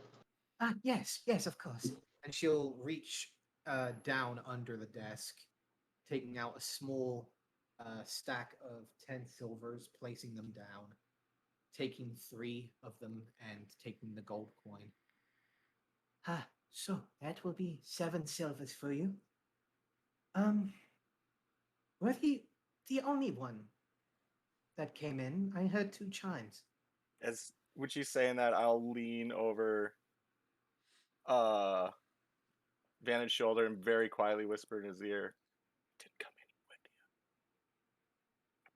And I'll proceed to then start moving around the store like I own the goddamn place, but quietly. I'm also going to request 5 pounds of flour. 5 pounds of flour. Yes. Adwin, I would like you to make a stealth check, please. Okay. It could be any type of flour. It doesn't really matter. Are you preferring flowers or would you like self-raised? Oh, it'd be like bread flour. Bread flour, right? That would be in the back. She stops for a moment, looks over in the general direction of where you are, Adwin. Blinks for a moment, looking around, almost confused, for taking a step off her stool and making her way into the back. As soon as she goes into the back, I can identify the items I'm looking for. What are you looking for?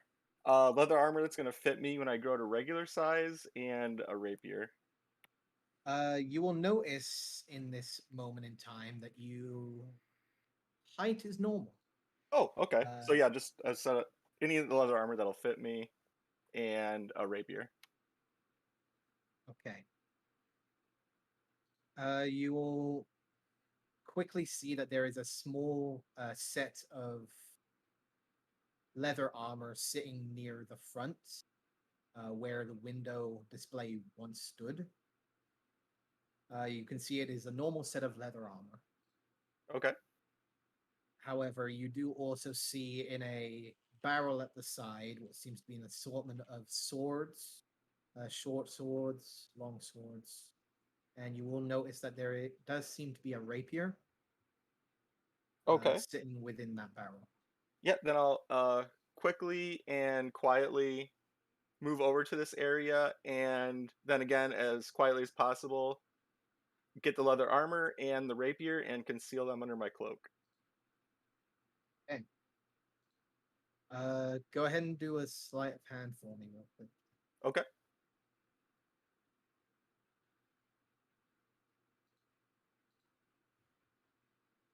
Heyo. Okay.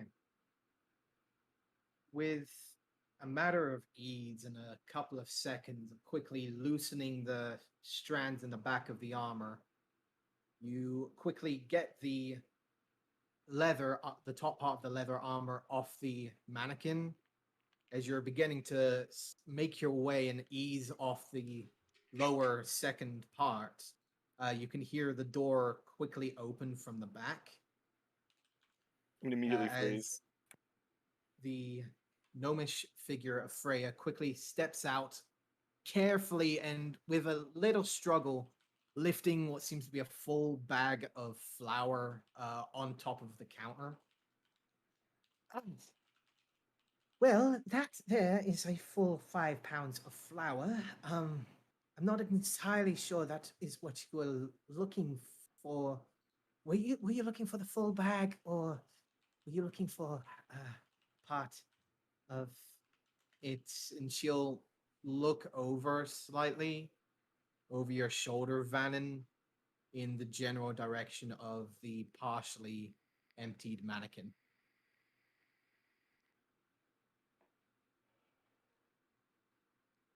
Yeah, the whole bag should be fine.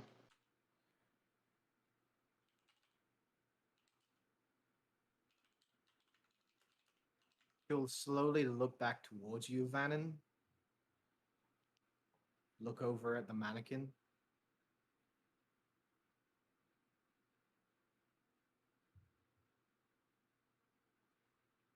You're not the only one in here, are you? No idea. There was someone outside, but I came in and I didn't see anyone else. What did he look like? Some weird short human person. Short human person. What color Yeah. was his hair?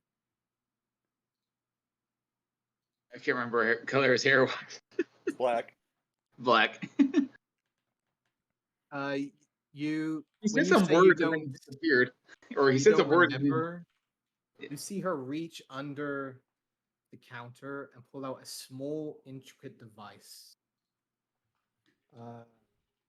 Holding on what looks to be a handle of intricate design of almost porcelain white. A metal, almost cylindrical barrel ending at the end as she rests it on top of the countertop. Could you give me a few more descriptions? Do I recognize this device at all, Dan? This is a device that you are not familiar with. However, in your small momentary experiences with Cannon Rock, you have seen the compound version and the concentrated version look almost like the stone that resides within the handle of this contraption. Okay, and the barrel end is pointed in my direction. The barrel seems to be pointed away from Vannon, but seems to be very well rested within her grip. Okay. Yeah, I'm just going, and I've got the rapier and half the armor essentially, and I'm just standing there, I guess.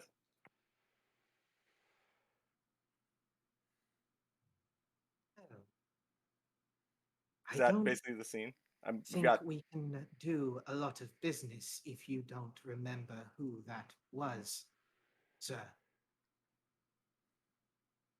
Can I catch your name? I'll tell him it was Bannon, or it was a Owl. Adwin Yeah. Branich. Yeah, I'll tell him it was actually. Yeah, I met him literally like a couple days ago on the boat. I've heard of an Adwin. I saw it in my father's papers. He was supposed to come here, help a few things out. I'll have to meet him for myself. She gives a slight smile, gripping the handle of the contraption. I'm just still frozen in awe, like I'm not moving a muscle. I'm just staring at both of them. I want to grab a handful of the flour and just throw it over the room. Which will Okay. stick to basically anything, right? Yes. To be fair, Vannon, you can see me. Yes, Oh, you yeah, I can can? you can see Yes, him, you can see Oh, me. I but did for not. whatever reason, she can't see him. Okay, I didn't know I could see you. Okay, never mind. You just see me like I'm frozen, like basically a deer in the headlights. Like I guess I've got like I'm holding my cloak side where I put the rapier, and I've got my other hand on the armor, just like frozen solid, staring at both of you. Okay. Adwin, you will hear a slight humming in the back of your head as you can't help but notice it is around the minute mark. I am gonna just drop what I'm doing and bust out the door. Okay. The top of the armor drops to the floor alongside the rapier as in the last second of whatever you did, the figure of a of Adwin suddenly bursts from the general store. You see Vannon, you will see actually Freya lift the contraption, pointing it towards the rushing figure heading out of the store, and with a slight pull of her finger, a blast of fire shoots from the barrel. Adwin, what is your AC? Currently without armor, it is 14. Okay.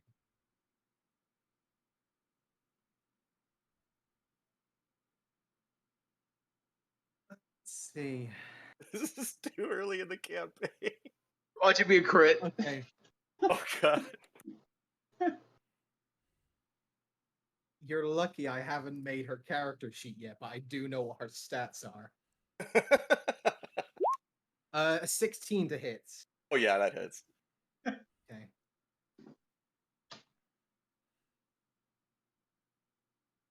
5d6. You take 8 points of fire damage Fuck. into your back as you feel a sudden spray of heat directly right next to your spine as you hear a sudden as she shouts out, "I'd suggest you stop moving unless you want another one." I will immediately freeze. I guess I'm like at the door trying to leave and just stop. And again, I'm just like frozen, like with my hand on the doorknob maybe or something. She will slowly turn the barrel towards Vannon. Hands where I can see you, dear. I put You my hands out. mean- Oh, Vannon, okay. She'll slowly turn the barrel back towards Adwin. Same as you. You can make your way back inside. Oh yeah, I'll like see that, put my hands up, and just slowly turn around and start walking back towards her. Was that a loud gunfire that people could hear? Yes, you all heard a distinctful crack of fire, and it does reverberate around the town area. Be somewhat A few normal. eyes will glance over in your direction as a few other figures begin to approach. If we hadn't made our way to the Lonely Sonnet yet, I would probably book it towards that sound. You would hear this just as you're leaving the guild hall.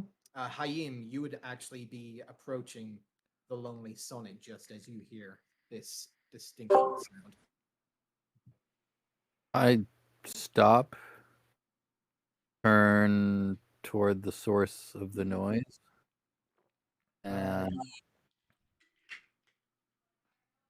You will see a slight hint of smoke coming from the general store. You Wait, will hint. notice there are two figures standing near the doorway, both of which look familiar. Am I the other way, or am I still at the counter?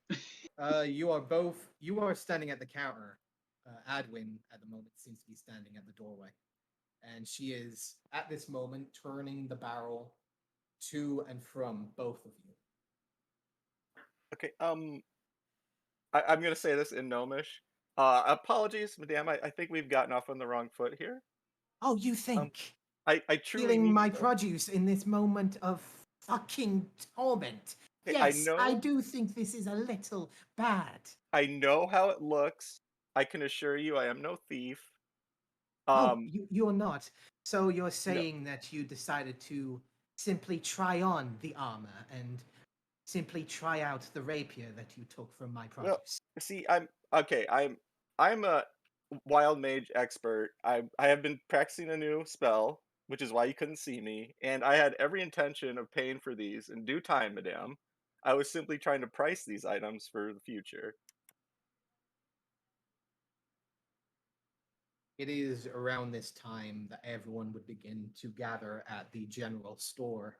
Haim, Flowers, and Harry will all notice Adwin and Vannon's hands are raised within the general store. The gnome with reddish hair bundled up, now holding the contraption, the barrel aimed at both Adwin, then Vannon, then switching back again to ensure their escape is not uh, permitted, so to speak. How far Again, She away will, am I she will from? begin to just fan the barrel towards the rest of you. As she's like, "Are these more of your companions? Don't worry, I've got plenty more where that came from." I'll kind of lean with my arms in the air. I'll lean over my shoulder. Best not to get involved here, guys. And I'll look back to her. Surely there's some way we can come to a peaceful resolution for this. I assure you, I mean you no harm. Hold on. What happened here?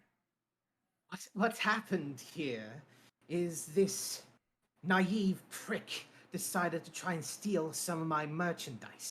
I'm gonna have So my it's- hands in the air and slowly, one step at a time, start approaching. Steal is a strong word. I Like, assume you're Freya, yes? She will slowly turn the barrel towards you, Flowers, Mm-hmm. and raise a brow slightly. What of it? Oh, I was speaking with old Benin, and he said that you are a wonderful person and the Benin. fine proprietor of this establishment. Benin sent you here. So you're the lot. Oh, You're I the lot that he sent. Great. He's sending us thieves and brigands. hold Fan fucking and tastic. hold again, on thief now, is a strong word. Adwin. I mean She this will with all the turn respect in the world, towards Adwin and but point the barrel directly at you. I Ad, suggest you keep your mouth shut for the time being. yes, I'll lower one of my hands and do like the zipping motion on my lips and raise it back up. I know I just met you for the most part, Adwin, but kindly shut up. Freya, um, you say that he stole from you, yes? He will point towards the rapier that is currently on the ground. A set of leather armor that is half dangling off a mannequin at this point. The bottoms half tugged from the mannequin itself. I'll I slowly. can quite clearly see that he was doing something. I was unable to see him for a while, but he appeared out of nowhere and then booked it. Obviously, I assume that he had to have stolen shit because he had it in his hands. Now, He had no oh, intentions of trying to buy it, obviously, because obviously he would have been in front of me the entire time. nope. Okay, And let's this one, hold she'll on. Let's turn the just barrel towards Vannon, was Uh, obviously Freya, helping let's him. just take a breath. Now, I'm going to open my jacket and I have a set of manacles here. But from what I see, he appears to be outside of your place of business and your goods seem to still be inside. Now, can you really say that he was stealing? I'm going to try and do a persuasion if I can. Can certainly try with disadvantage. 16. Damn, disadvantage. He will look at you for a moment. The barrel will lower slightly. However, she will keep it at her side. Stepping onto the countertop from her stool, she'll give a general look at all five of you for a moment. Me sigh in Or relief. more as the barrel's lowered. exactly, I'm the not really five that that she does close not recognize. to proceedings. You did not go to the sound, Haim? I would like to know how far away I am, but I mean, my initial You reaction. were around maybe 40 feet away from the sound of the crack. Yeah, when I hear the crack, I stop, I drop my bundle, and I turn around and watch what's happening, but I don't make any moves. Harry, seeing as you are the only other party that has not gotten involved, would you like to stay within the crowd and slowly begin to gather, or would you also like to join your companions? I am sticking with Olive. I'm not being as persuasive or approaching, but I was definitely with Olive upon approaching. Okay. Freya will keep a general eye on all four of you for the moment, the four that she does not recognize. No. Again, I Benin just. sent you here. Oh, go ahead. Yes, Sorry, what was that? Benin. I was. Oh, sent go you ahead. here. Yeah. Yes. Well, not here per se, but we were going to come by your fine establishment and hopefully make your acquaintance. At least I was. Um, Now, I can escort him away from your business, and as I see him not having any of your goods, call it, let's say just a misunderstanding, and hopefully we can start on a new terms. You will give a very heavy sigh, would- resting the device behind the desk once more, however, replaces her hands over her chest. What is your name? You may call or me the Olive. Okay. Olive. Well, Olive, with all due respect, your companion tried to take what is clearly extremely limited, and I'm sure that Benin, my father, gave you the details that resources are quite finite at the moment. Yes, ma'am. He did. Ma'am, Then if I just may interject Adwin, for a moment. shut up. Well, I'd like to get. she reaches back under the counter, pointing the barrel towards you once more, Adwin. I roll my Can eyes I? and give a sigh. I'd like Since to I try to didn't get. walk up, am I allowed to kick him in the back of the knees to drop him to his knees? I'd like to try to get a deception roll in here if I could. Or is just not? Is she completely not open to any kind of whatever I'm gonna say? At this moment in time, you have a slight feeling that if you speak another word, there might be something else coming out of that barrel. Okay, lip is zipped. I was gonna say you're losing the thing between your shoulders at this point. Bane's going to ask, how much do I owe for the flower? Let me Is my just. backpack just destroyed at this point? Uh, you will notice that the coat that you had gotten does have quite a few burn marks embedded into it, and what looks to be small pieces of rock shrapnel. Gives a character. Apart from that, it does not seem to have done a vast amount of damage. I'm going to try and Now, slowly pull Adwin away from the front of the store out into the street. I'm gonna let her lead me, and all the while keeping my eye on that device that just tore my back up. as you leave, there is quite a small crowd that had begun to gather. Mostly miners. However, you had seen one or two coming from the Lonely Sonnets, mostly attracted by the crack of gunfire. And after he's like 20 feet out the front, I'm going to slowly make my way back. I'm going to start making my way back into the general store. The Start moment rubbing that my back. Adwin leaves, the barrel comes down. She looks out towards the crowd. What are you not looking out there for? Get back to work, you sorry lot. Before I get old Benin to cut your fucking pay. At I'll which you see the crowd, at least a few of them, eyes wide, begin to scatter. A few conversate as some give a few curses. Yeah, I'll help her However, out and be like, nothing to see here. Everything's taken care of. Back to your she work. will lower the barrel, placing the device behind the counter once more. She'll look over towards you, Vannon, giving a slight narrowing to her eyes. The flour, should you decide to take the whole sack, it's going to cost you around about 2 gold pieces.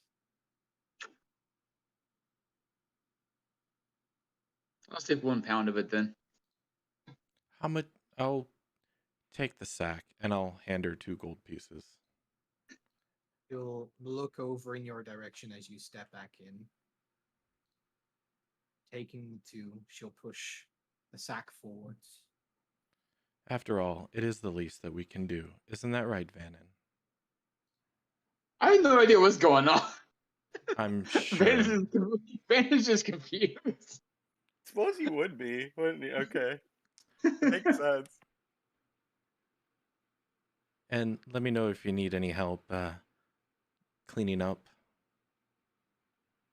Fine. It's not the first time I've had to deal with thieves. Yeah, I'm sure. I'm just usually not attached to any of them, unfortunately, so I do apologize for their action. What did I do? Well, I will have to admit, usually those who Bannon calls upon doesn't try to steal anything after the first day. He's called more. Well, when people try to turn over a new leaf, they end up burning it. Or should I say, someone burns it for them. Funny you should mention that. Have you heard of someone named Mr. Silver? It's silver. Ah. No, I don't believe there are any silvers here, apart from the ones in our coins. He's a fine partaker of gnomish liquor. Gnomish liquor. Well, you would probably find a fair amount of it over at the Lonely Sonnet, given the fact that Benin has a quite delight towards it. And Although as she's talking, I'll just put the armor back. does have a drinking buddy that also has that sort of flavor. Haven't seen him in a while, though. Could explain why the poor old man has been so uptight, losing your drinking partner after all. Oh, I'm sure. But his name wasn't Silver. What did you know him as? Goes by Silence. Okay. But it is not Silver. He goes by Silas Rimfold over here.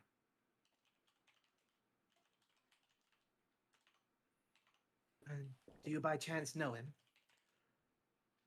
No, I have a message for him, and I'm just looking to see if I can hand it off to him personally from the mainland.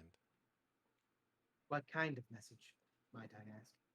Oh, I'm sorry, I can't discuss that outside with Mr. Silvers or Rimfold, as it were. Gives a very long look at that. Taking a slow look over your features for a moment. Taking a note of the manacles at your side. Not wearing my cape.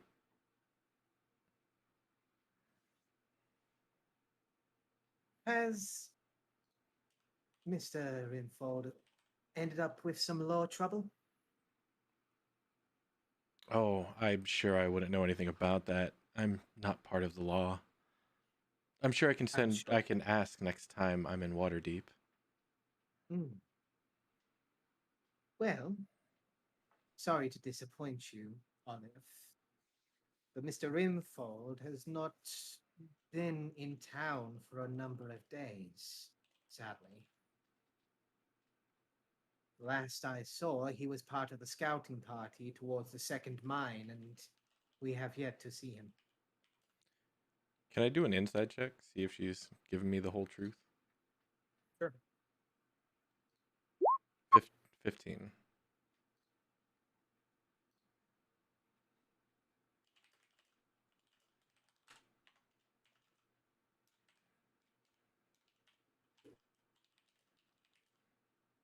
You take a look at her features as you usually do when you inspect a quarry. She seems rather miffed at this point, Mm. but is trying her best to keep it to business. However, it seems that for the time being, she is being as truthful as can be. Okay. And then after I'm done cleaning up and talking, I'll on my way out I'll say, "Let me buy you a drink sometime."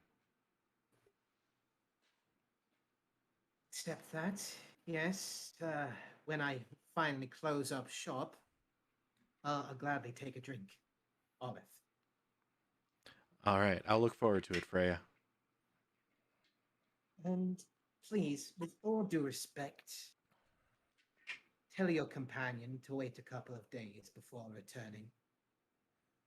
Oh, he'll have my words, trust me. Good to hear it.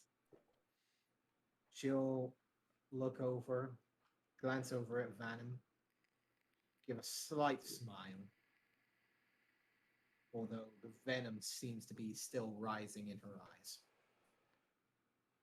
Rand's just gonna give a complete blank stare, just like no idea what's going on, and just walks out.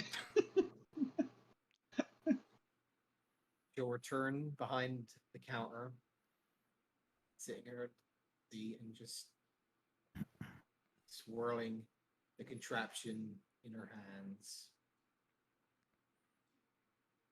Hayim, Yeah. after the dispersal of the crowd, you can't help but feel that the event has passed. Yeah.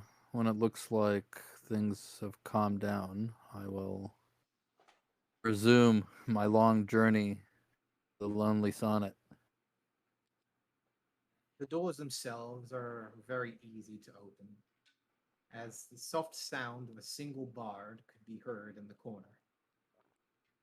A fireplace could be seen, slight hint of smoke rising from it, as multiple empty tables can be seen scouring across the first floor. A staircase can be seen, leading to a second set of doors, where almost 2 or 3 figures, female, seem to be watching from above. As you enter, you can't help but notice all 3 of the females' eyes are locked on you, quietly conversating with themselves from above. 2 tables you can see are not empty. One sitting beside the window near the front entrance, you can see a larger figure, one of gray skin and tattoos, a set of hide armor covering most of his figure. However, a large, jagged-like axe made from a darker metal could be seen rising from his back. He holds it tankard in his hand, giving you a slight look at first, only to turn his gaze back to the window. The second figure, quietly going through a singular book, surrounded by a small set of papers, is a halfling. A set of blonde hair covering most of his scalp, reaching down to his ears. A set of blue eyes could be seen behind a pair of thick glasses. He'll look over in your general direction, give a slight smile and a 2-point wave before returning to his book.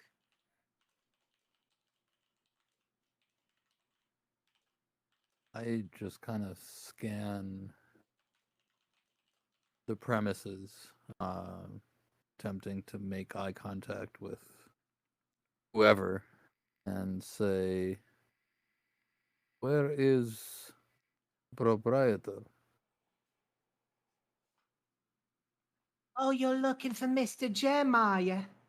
One of the voices from above could be heard. Yes, I believe that's the one. Thank you. You can see a red-headed human, smiling, makeup covering her face, however, in a very flamboyant red dress. By her side, an half-elf of blonde hair, wearing a blue, flowing dress. And a tiefling of more of a pinkish complexion, standing there in a dark black. The redhead will smile, looking over and giving a slight fingerish wave over in your direction. Mr. Jem is sitting in the back, dear, serving dinners as prepared. Are you looking for some company, or were you looking for the proprietor, as you say? As I say, I am looking for proprietor. Mr. Jem, a customer has arrived. As you can see, bursting out of a set of dual doors, a more boisterous looking half orc comes out from the side. He will look over in your general direction, a set of rings covering each of his fingers, bangles, and a set of a purplish flowing robe almost flows directly behind him. He will smile, making his way behind the bar as he will lean his elbow on top of it. So, welcome, new customer. You're seeking Mr. Jam, and Mr. Jam is here. How can I help you? Glad to make your acquaintance, Mr. Jam. I am newly arrived, the respite, and seeking accommodation. Accommodation, of course, of course. Now tell me, customer, I have yet to get your name. I am called Haim. Haim, welcome to the Lonely Sonnet. We have plenty of rooms for you to acquire, as well as plenty of company to acquire your time. Should you so desire, Haim. My time is rather short. Oh, But the time is short. Good. time Makes is business short. easier. Yes, but I am interested in a room. Well, Haim, please come take a seat. I could get you a drink if you'd like, and then we can discuss business. I'm afraid I do not drink. If I catch your You meaning don't correctly. drink? There's always one. You come to the Lonely Sonnet and you don't drink? That could be as blasphemous as mainstaking the gods, my friend Haim. Luckily, we do have plenty of drinks that are not alcoholic. In that case, if I could put my items somewhere, I would be glad to partake of a drink without spirits. Well, let us discuss business then. And he'll reach over the counter, pulling open a chair that is resting at the bar, as he will reach into the back shelf and pull out a book. Come, tell me what you wish to drink, and then we can discuss matters at hand. Now, I am curious, Haim, were you expecting company with your room tonight? No, No. Well, you are simpler than others, which can be great for business. I'm sure we will get along. I'm sure. Now, oh, my apology as I seek to be interrupting you. that is kind of my way.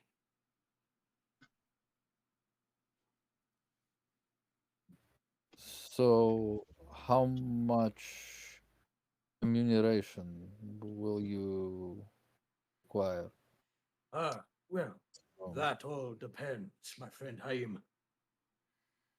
Would you looking for a place for you to have storage for your belongings as long as you stay, or were you hoping to store your things elsewhere? I think for the time being, I would probably store my belongings here. Right. Well, if you would like to keep your belongings within your room, I would allow you to get one of the larger rooms. Granted, usually those are the ones who involve a bit of company. However, given the fact that I can see that your sack is quite large, I will go ahead and allow you one of the larger ones. But they are quite pricey uh, for the time I being. would like my things secure, but I do not believe I need particularly large space. I fit Well, into a small room quite well. while we are talking business, my friend, would you mind if I ask what is your business that you wish to seek here?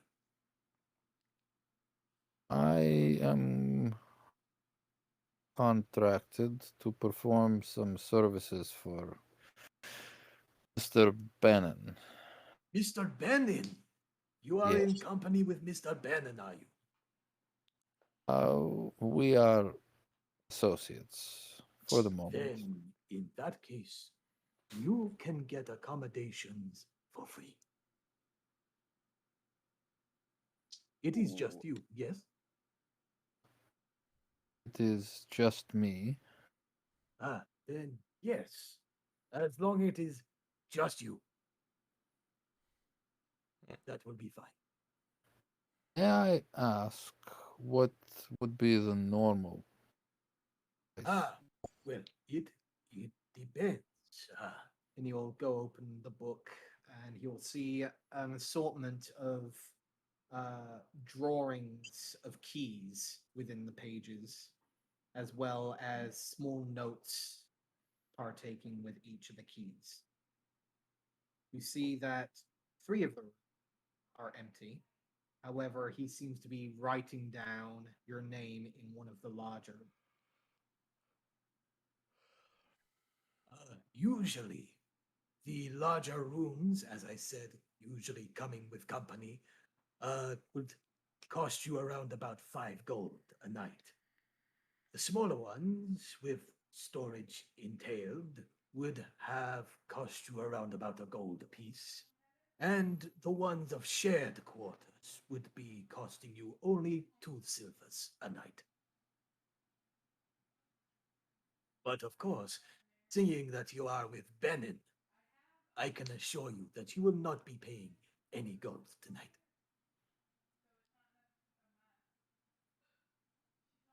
Because we are just met, because I do not wish to impose, allow me to pay 1 gold for a small room. He will take it up in his hands, flick it into the air, and rest it in his palm. I will take it as a token of courtesy. And I thank you for your courtesy. He will tap the page twice over one of the drawings of the keys, as you see the drawing itself begin to slowly solidify and create in itself a singular key that rests on the page. He will take the key from the page, pointing it out towards you. And do tell me if you are wishing company tonight, my friend Haim. I can I, assure you the ladies can do their job quite finely. I No doubt of the lady's skills at their trade. Yes, indeed. Nevertheless, I will be testing alone tonight. Well, I do hope you enjoy your room. Now, seeing as we have gotten business out the way, how about that drink? What do you recommend? Well, seeing as you're not drinking, we have a fine juice, and we have milk and water. You have any? Well, I think water should do quite nicely. Water. Yes, sir. As he'll bring up one of the tankards, his hand will shimmer over the tankard, and you will see the water rise from the tankard within. Do not worry, it is chilled. At this Have- conversation, he will glance over your shoulder as he will notice other figures begin to slowly filter in. Have many interesting devices here. Devices. What The kind key? of device are you speaking of? The book that formed the key. Ah, Yes. a little Gold. little bit of my tricks. It comes with the pedigree.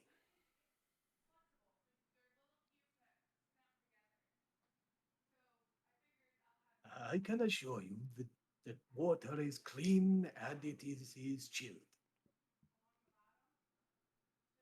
I And the take key you will at your work. word. The book is to ensure your safety as well as ours. I would hate for someone to get the wrong key. I understand. You will see him start to slowly step away as he will reach out his arm. A familiar voice will call out to the from the second floor as one of the ladies will shout out, "Mr. Jem, there's more coming."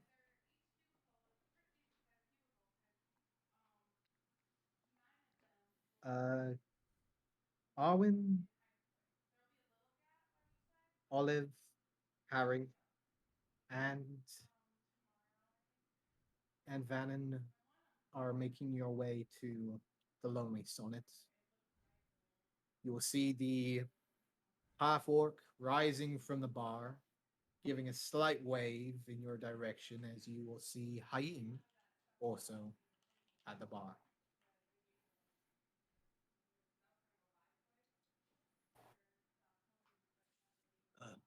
These are companions of yours, perhaps, Haim? I believe the proper descriptor is co-workers. Co-workers. Yes. Yes. Are they also seeking accommodation? I do not know, but I believe so. Well, only one way to find out. And he'll again flourish his hands out in a dramatic pose. Greetings, my friends. Greetings to the Lonely Sonnet. How can I help you? Greetings. I assume you're Mr. Jem. Yes, that is I. And he will send out his hands. The rings all give out a slight sudden sparkle. Can I glance up and see if the ladies are staring at us? Go ahead. Yeah, go ahead and make an insight check. Insight. All right. 16. You will notice that all three of them are most definitely checking out the four people that entered the room. You will notice at this moment in time, the red-headed human seems to be focused in on armor. The tiefling seems to have its eye on you for the time being. And the half-elf still seems to be cocking its head downwards, as if trying to get an angle on Hayim. Bunny, Bunny, you see the tiefling up there? You kind of see just a slight like turn of my head. Yeah. I kind of Wow. keep my eyes kind of focused on Jem, but kind of start gritting my teeth. I feel like she's judging me. You will look up, and the tiefling is giving a slight wave, a smile. And you can't help but notice a slight wink coming from her. I don't think they're judging, more just eyeing up future. How do you say it? Future buyers.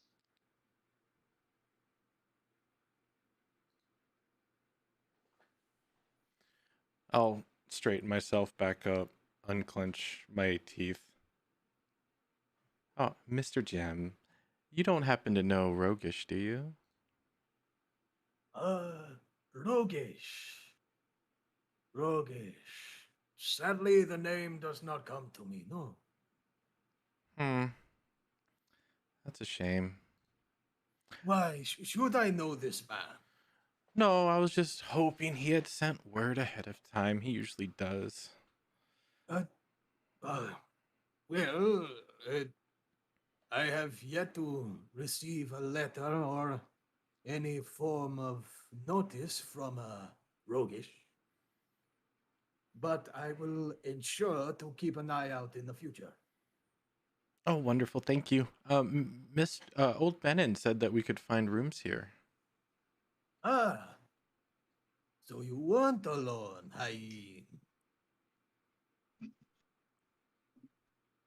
Well, yes, we do have. Alone. Well, you're not alone now, are you? As you'll reach over a hand, placing a hand on your shoulder. You should have told me you had company. It is news to me, as it is to you. Well, sometimes new news can be good news. Now, Times. in form of accommodation, it seems that I have already given one of my larger rooms to your companion here. However, with a little word with Benin, I can assure that I could probably open up the second larger room should one or two of you decide to make use of it. I'll turn to Harry. Does that sound good to you, Bunny? Or do you need a I- different set of accommodations? Pretty small and compact. As long as I have a nice table, I should be fine. Oh. Don't much. Then I'll turn back to Jem. Do any of the rooms have a table? All of them have at least a side table. However, the larger room does have quite a setup. A small table, couple of chairs, a nice window to see out of, and of course, good company should you decide to take it. I told you, just future buyers. That's all they are. Very Oh. well, pick the room. Just know I'm bunking with you tonight.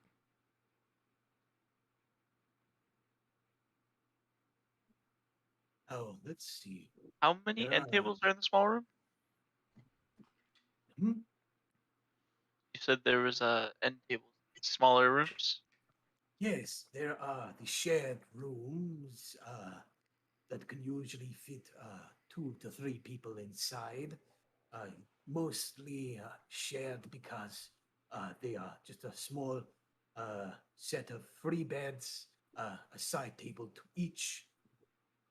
Then the smaller room is got a nice 2 bedroom area with a window on the side, a little larger, but you are only sharing with one other person. And then the larger room, which your companion Haim has taken in using that favor of Benin. And that can fit maybe 2 or 3 people inside. And that has quite a large table. Yes. Excellent. Although, would you be okay with us just taking one of the 2 to 3 bed small rooms, and maybe I steal your end table? That's fine with me. Just no funny business. The only fun All business right. I will be having tonight is with me and my own ideas. Well, if you're looking for the shared rooms, in that case, you will need to just simply go to the first door on the left. And I'll look How much? over. Oh, okay. How much will this be running us per night? The shared room will cost you 2 silver pieces each. That room will have 1 additional bed. So if another customer does come around, I will have to fill that bed. Unless one of your companions wishes to take it. I'll hand him And 5 silver and say, that shouldn't be an issue.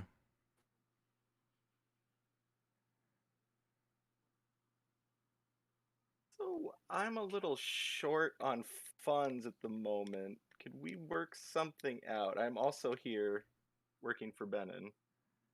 You're saying this to Mr. Jem? Yes, yeah. And this is admin, right? Yes, Adwin. Well, sadly, I don't exactly do IOUs. I am a man of business after all. I'll interrupt However, and hand him 2 more silver. He can bunk with us, I guess. business Thank you. is flourishing as always. And I guess You'll take go the ahead. silvers. Depending on how perceptive your characters are, you'll notice that this is incredibly odd. Because Adwin speaks with the inflection of someone noble-born, but he isn't hesitant to also use slang. And he is broke. Says he's broke. I don't know how perceptive your characters are, but if you are, that probably strike you as odd. Same to you, Adwin. No funny business. Unless you pay for it. I assure you it was a misunderstanding. I'll explain everything later. Mm-hmm. Yeah, and just so you know, this is no favor for anybody. He's just staying with us. We're not pulling any favors for him. I look over at I look over at Adwin and I say, because I think you've already done enough for one. Yeah, and I assure you, I'm completely innocent. It was just a big misunderstanding. It's got heated. You will notice that Mr. Jem is now starting to follow this conversation. The smile is there, yet the eyes seem to be following each person individually. as I'll you go him and ask. I'll just take a single room, and I would recommend watching that guy. He steals stuff, and point to Howland. Again, it's not that it was a misunderstanding. I think, and I look to the innkeeper, people around here are just really jumpy. You'll notice for the first time that you've met Mr. Jem, the smile fades slightly at the mention of a thief. As they're He talking, I'm will going to sit down with Hayim. look over at Adwin, raising an eyebrow slightly. Sir, As again. you'll see him Go ahead. lean forwards on the bar. I do hope that you're not intending to do anything like that here. We won't let him. Again, sir, it was just a misunderstanding. I assure you, I'm sure it was. I am Adwin Branich, and I am a professor of wild magic at Strixhaven. I can rest assured you, I am no thief, sir. I want to do insight check when he says that. You know what? I'll allow it. Go ahead and roll an insight check. I get a deception rollout. You can whisper that to me. Okay.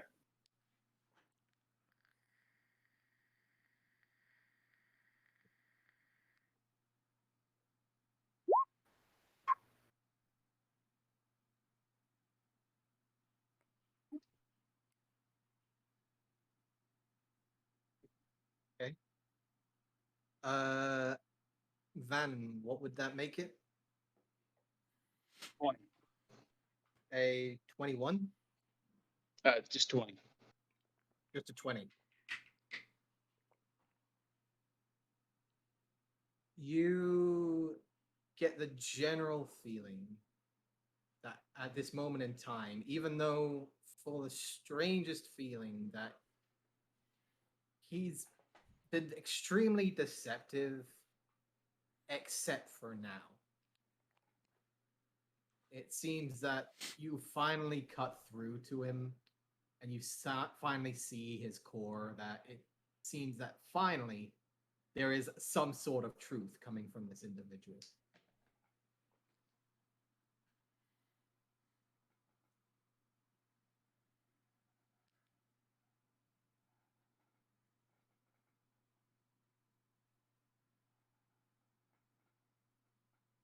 He is. I'm gonna say I'm gonna tell the gym guy he's lying.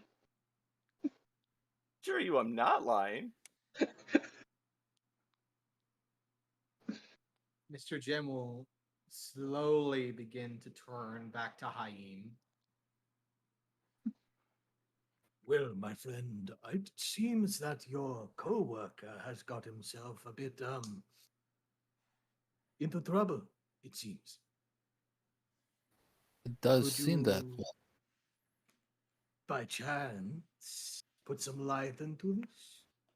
With all due respect, Haim, I am not one to have thieves within my world.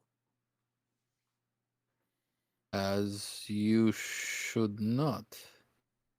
But I did not really witness the events that are being discussed. I heard a gunshot.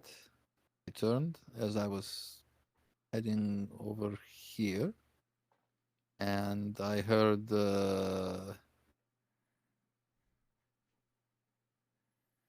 conversation, perhaps.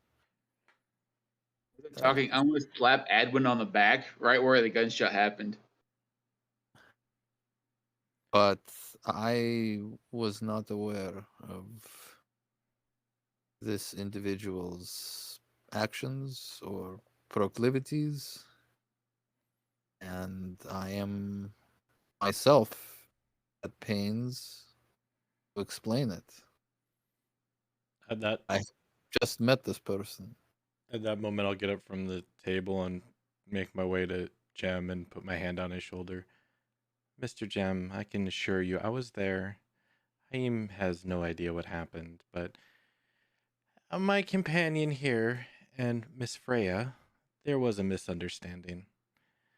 She got Exactly, thank you. she got her point across, and I assured her it wouldn't happen again. But I can tell you there was no stealing involved. I'm gonna roll insight on that.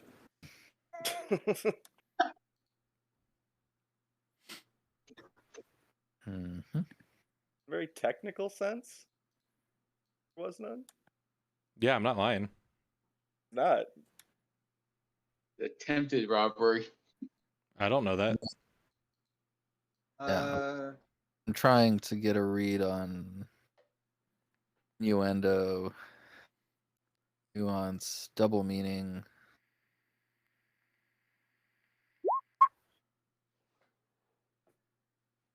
Yeah, let me know if you want me to roll anything, but I'm being as truthful as I know.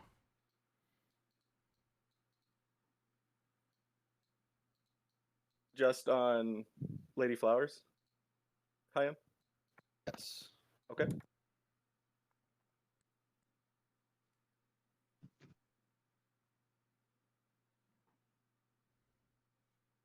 Okay.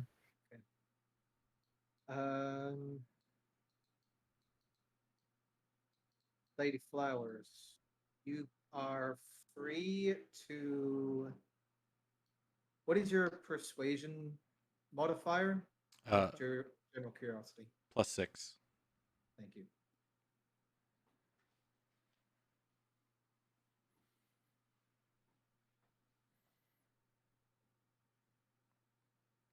I'm pretty convincing what I need to be. Get a bottle real quick. I'll be right back. You can go ahead and roll a persuasion check. Nice. 10. Haim, over the last few months, you've seen this individual keep the shadows. Usually, she is one of the hardest things to read, yet the general tension of the air and the constant mention of these actions can't help but wonder if there is an actual level of truth behind whether or not Adwin actually stole something. And you can't help but see a slight crack in that mask behind Miss Flowers, as you do hint that there might be a hint of deception. With that I will turn to Adwin if he's there. And I will say, Yeah, I don't think he's there. He went to get a bottle. oh, that's I right. will also say this, Haim, with that insight check, you will also notice that Mr. Gem, who originally have both hands on the bar top, one is resting on the elbow with his head resting on top of it. The other, however, has been recently reaching under the bar and seemingly reaching for something. I catch his eyes quickly. He seems to be looking directly at Adwin. I'm gonna start like inching my way toward the stairs to go up to the rooms, and again, sure, sir, I assure you, I'm no thief. All I wish is to sleep here for the night. Have my word. Oh, you're back. Yeah, Yeah, sorry. I will turn toward you and I will say, I do not know you well, and I do not presume to tell people what to do and how to behave, because I expect the same kind of treatment toward myself. But Fair. I would advise you, the period that we are associating, to refrain from even the appearance of questionable activities. I mean, completely understood. I understand that my actions affect the people associated with me. Again, it was a misunderstanding, but I will walk on eggshells from now on. Have my word, sir. Adwin, our room is on the first floor. Okay. I'll slowly start inching my way toward where the room is while watching the barkeep. I will After the take speech, your assurance at face value. after your speech, Haim, you will notice that the hand that was reaching under the bar top seems to slowly return back in full view. I sort of give him a slight nod. And then I look at the bartender as I'm kind of inching my way, and sir, believe me, I plan on being in this town for a while, and I intend fully to earn your trust. No trouble for me. Edwin, you see the strong, bold yet piercing eyes of Mr. Gem keeping a very close eye on you as you make your way up the stairs. Okay. I He guess I was like, will- hold. Oh, sorry. He will watch until the banister itself breaks the eye contact. However, you will also notice that the three females that were sitting and like standing above keeping an eye all are watching you with a very untrusting glance.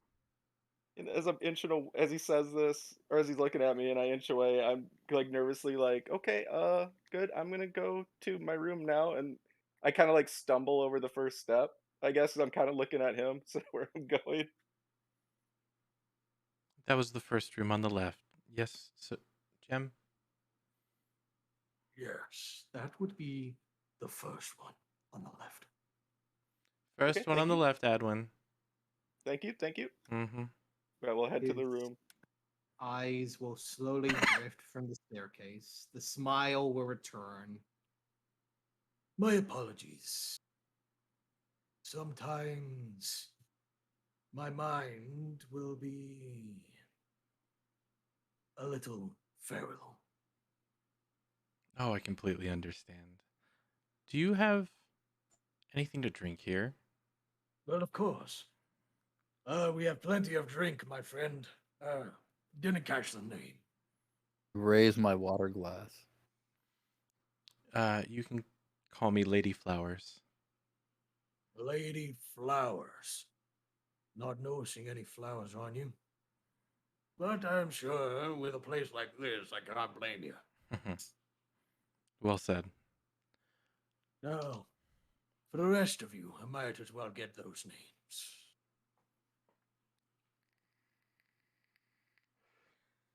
I step forward.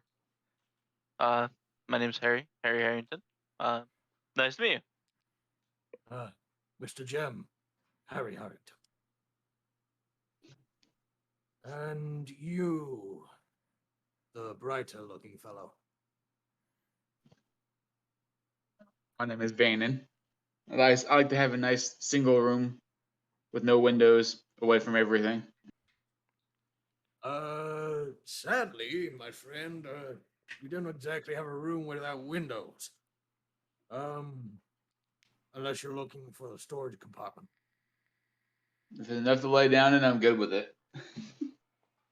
Well, I can probably try and take one of the beds out of the other rooms and try and put it in the broom closet. Would have you give I won't make you pay for it. That'd be, well, not fair. Perhaps a shade over the window would do the trick. People That fall could out also windows. work.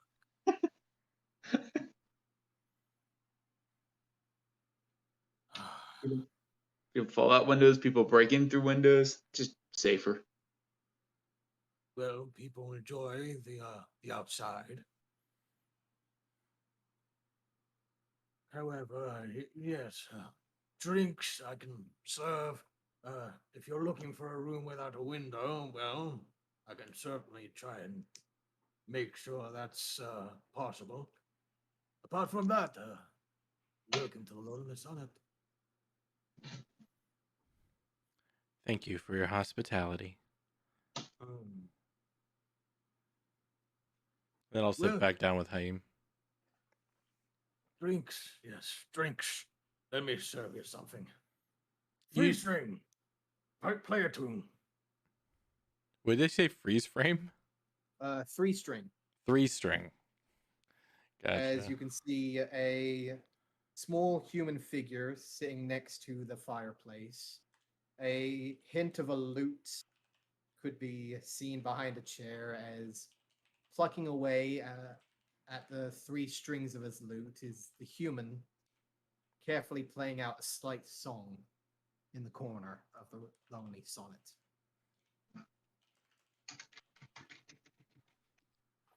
You get your drinks.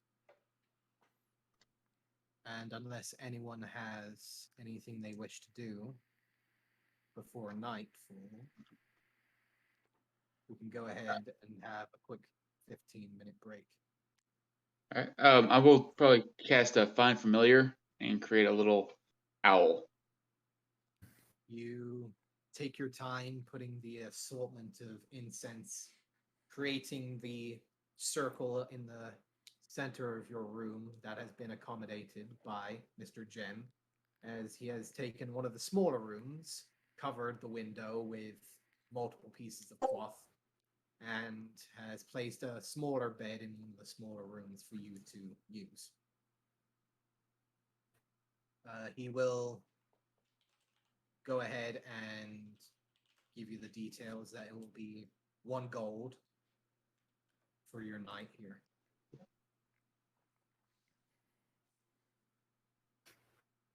I do 2 quick things. Well, I don't know if one of them will be quick.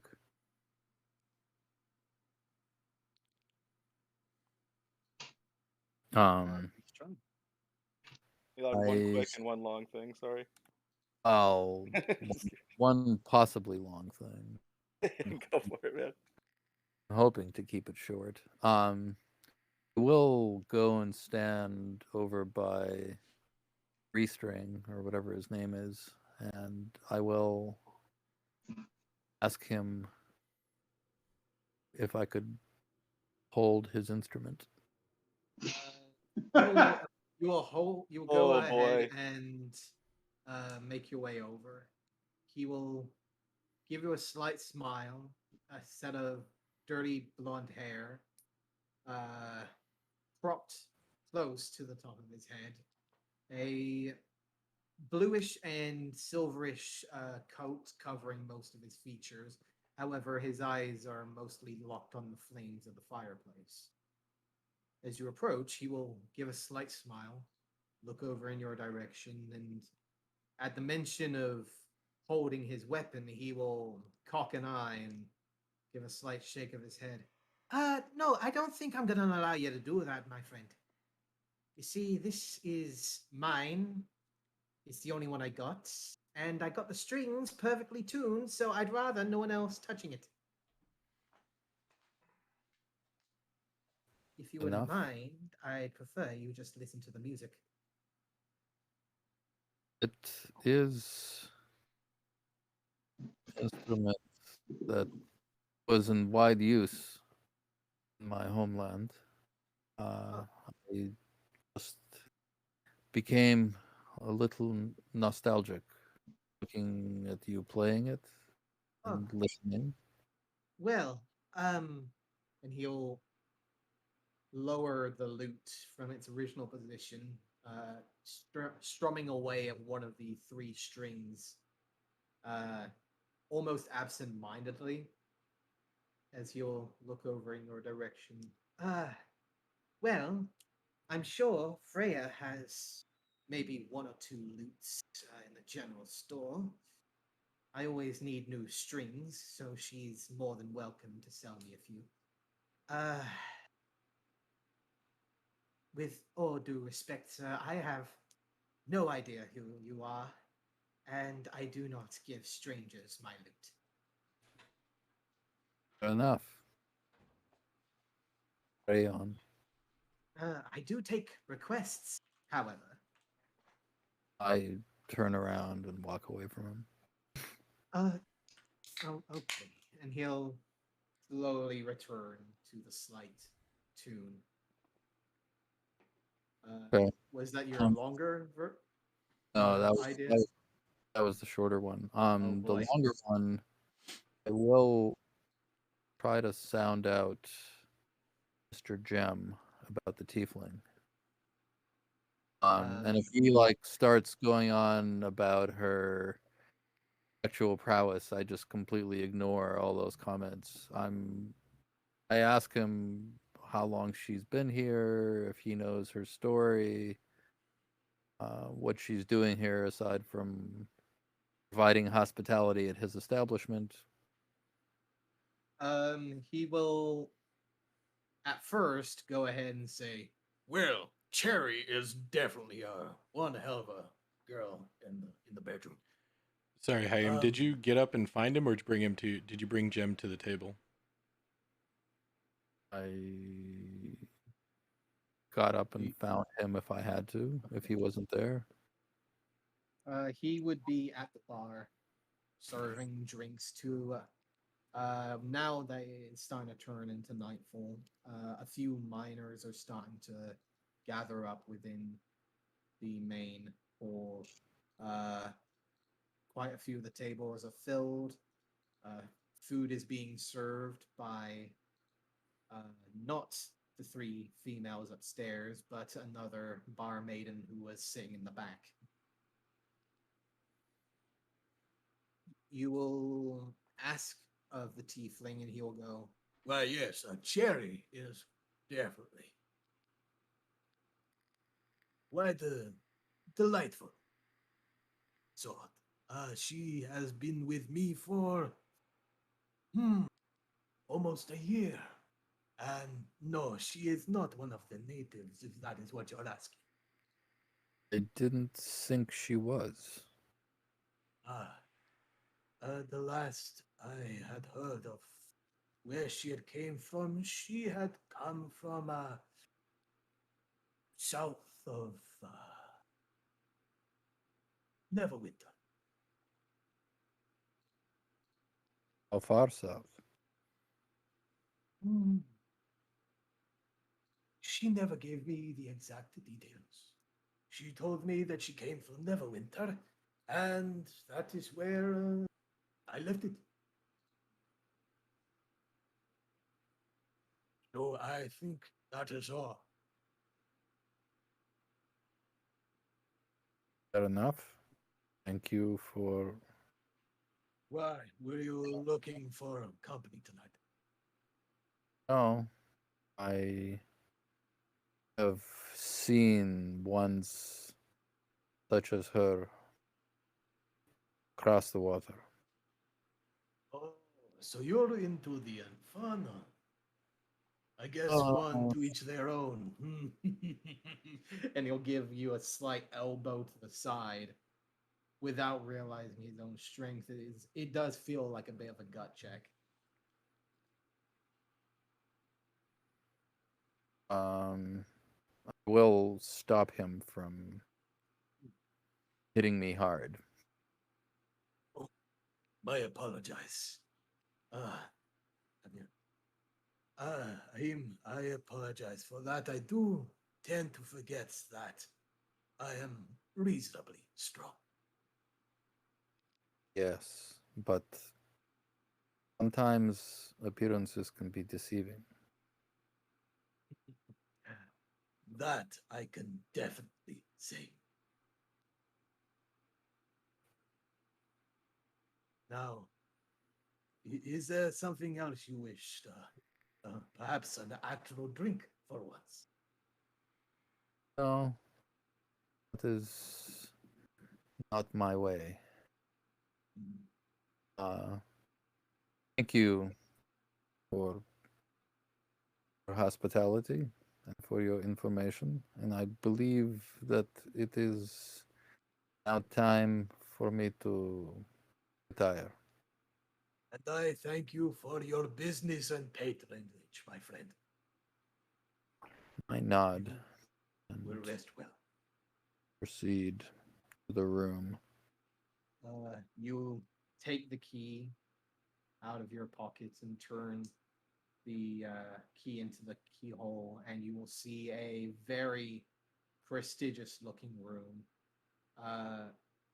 You see two king sized looking beds, well plushed and well tended to. A reasonably larger table that sits at a large window at the side, the signs of a half moon appearing in the sky. You will notice as you step into the very center of the room, the oil lanterns magically begin to alight, as if turned on by your mere presence. Which direction does the window face? It will face out towards where the original crater is. But as far as cardinal directions, It will be facing towards the west and the front of the Lonely Sonnet. okay. I unroll my bedroll, place it on the floor, and I will kneel down on the bedroll, not facing the window, but facing the door. And prior to going to sleep, I will perform a series of prostrations and prayers, and then I will go to sleep. Okay. Just out of my curiosity, who else is needing to do something tonight? I was gonna see if anyone's playing dice. I'd like to do something too, if possible. If no one else, I mean, anyone else is free to go first. For the matter of timing, I'll go ahead and ask everyone to quickly roll me initiative so we can get this done in order. Okay, fair enough. I'm done, so I'm not going to bother. Me too. I got the familiar. That's all I wanted. Oh God, well, at least we get the ones out of the way. Yep. Okay, so we got ourselves Olive, Harry, and Adwin. DM, for future reference, does that just, no matter the plus on it, that just counts as a critical failure as far as you're concerned? In other D20 rolls? With a matter of luck, this really wouldn't matter. Because it's yeah. just for turn order. However, just for future reference. In future reference, a skill check with a natural 1 will count as an immediate fail. Yes.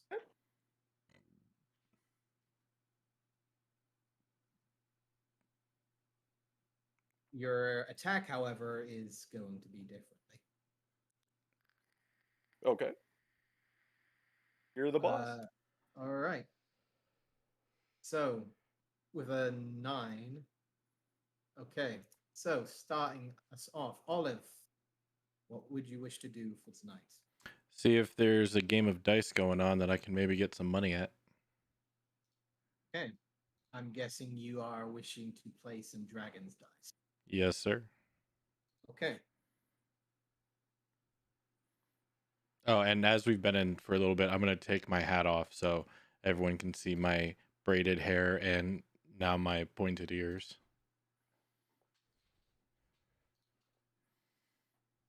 You go ahead and check within the main thoroughfare of the Lonely Sonnet, and you will see that there is quite a few games being played.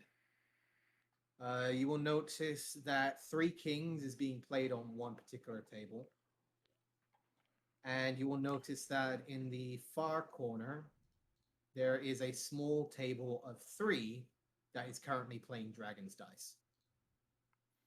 Are they, what races are they that I can tell? You can see 3 figures. One seems to be the hooded figure that sat there earlier, and the other 2, each of which look to be miners of sorts, covered in grime and covered in their work uniforms, is a dwarf and a gnome. All 3 male? The gnome is female. Okay. From what you can see. From what you're also seeing when checking out the table is that the dwarf seems to be on the brink of his coins, as very few remain. However, there seems to be a large stack where the hooded figure is, and a small smattering of gold pieces around the gnome female. However, the multitude seems to be in front of the hooded figure. Begging your pardon, but would you 3 mind if we fill out the table with a set? You'll see the dwarf looking over, giving a slight huff as he sees that there is another person to possibly take his money. But he will give a slight nod. The gnome will smile. Ah, yes, please join. Ah, plenty more to be made. Lots of coin to be made. You do have coin, yes? Of There is course. no paybacks. Oh, I wasn't planning on it. Don't worry, I have my coin. And the hooded figure will catch you with a shaded glance and raise his hand towards an empty chair. The name is Lady Flowers. Pleasure to meet you all. The gnome will smile. Ah, hello, Lady Flowers. My name is Bellatrix. Pleasure. The dwarf will grumble out Yeah. Let's play another game. Damn it. as you see the hooded figure already starting to roll his dice in his hands. A singular wooden cup in his other hand. As you can see, the gnome and the dwarf also taking out their wooden cups and preparing to roll their dice. Oh, silly me. What's the starting bet? I forgot to ask. We're starting at 2 silver. Should you wish to go higher, that is completely up to you. And I'll take out my dice set.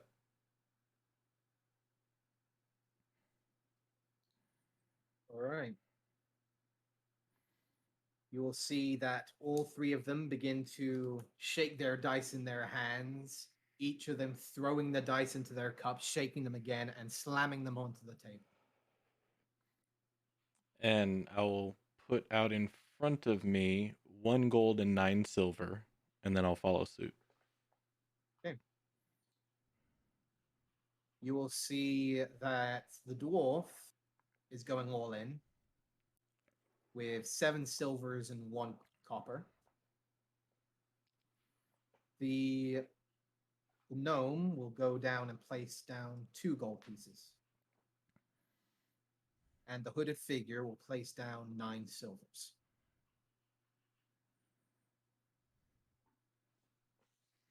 All right. You need Seeing as you are the only one within the party that is playing, you are free to roll yours publicly. All right. And how do you do yours? I will be rolling. I'm sorry. How each do of you do these the dice game? Okay. 10, 8, So 6. to play Dragon's Dice, you will need a D12, D12. you will need a D8, Mhm. and a D6. Okay. You will be rolling the D12 initially, and then you will roll the D8, and you can double your bet to add the D6. All right. And being proficient with the dice set, how do you want to do that? So, are you intending to cheat? That is the first question. Not intending to initially. Okay. So, I will ask you to go ahead and roll your D12 and D8, and then roll me a sleight of hand, adding your proficiency, or double your proficiency should you be proficient in Dragon's Dice. Okay. D12. D8. Oof. So you are seeking to get as close to 21 as possible. Right.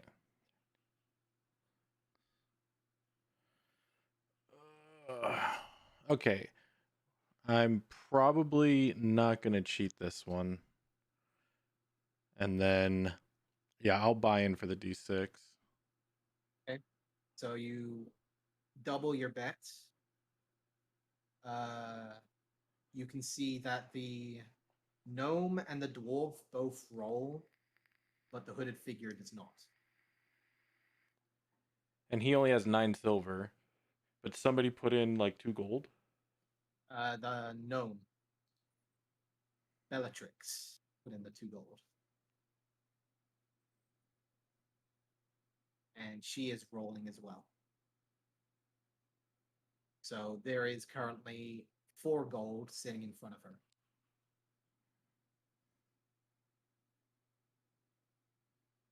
Go ahead and roll me that sleight of hand for me With proficiency. with proficiency. If you are not already proficient. I am not. So we'll add 2 to this. Okay. Natural 20. Okay, So 22. 22. And with that natural 20, you will also know this. With the slight shake of your hand, you will notice both of your dice and the values under your cup.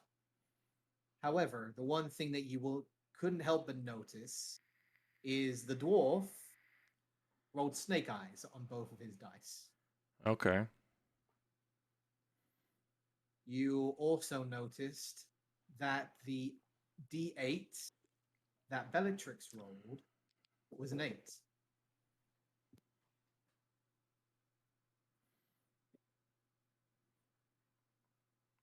However, from this angle, you are unable to catch anything from the hooded figures.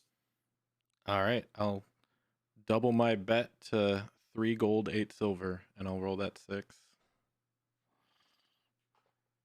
Since I put down 1 gold, 9. Mm-hmm. Roll that 6. 17. 17. It's pretty solid.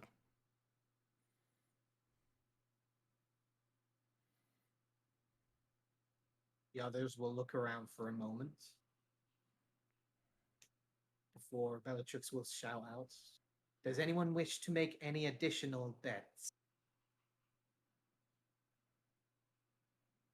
Oh, I wouldn't want to do that my first time down. This is your table after all. Well, it's not mine, it's his. And she'll nod over to the hooded figure. And I'll give a slight nod to the hooded figure. He will return the nod, but not speak. As there is a slight shake of the dwarf's head, who will lift his cup to reveal that he got only an 8,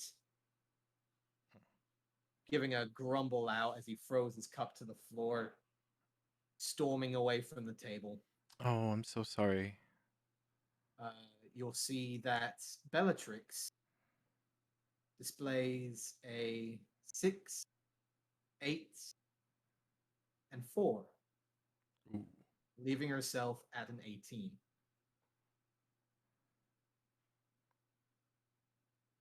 very You can't well. help but see her smile rise as you lift your own cup, displaying the 17.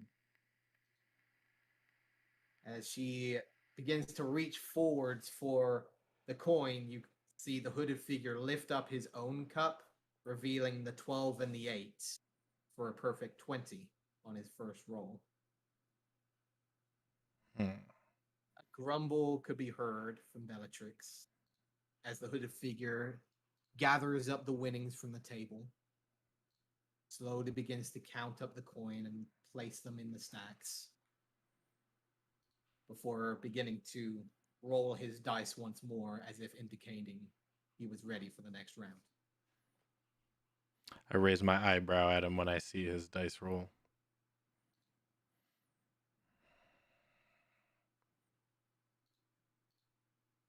All right, one more. Well, guess I can go for one more as well. You'll see Bellatrix again take up her dice, start shaking it. Both her and the hooded figure slam the cups down, readying their dice. Same. This time, the hooded figure places down 5 gold, and Bellatrix will place down the remains of her money, which is 2 gold, 2 silvers, and 1 copper. I'll pull out 1 gold, 1 silver, and 9 copper. Go ahead and roll your d12 and 8.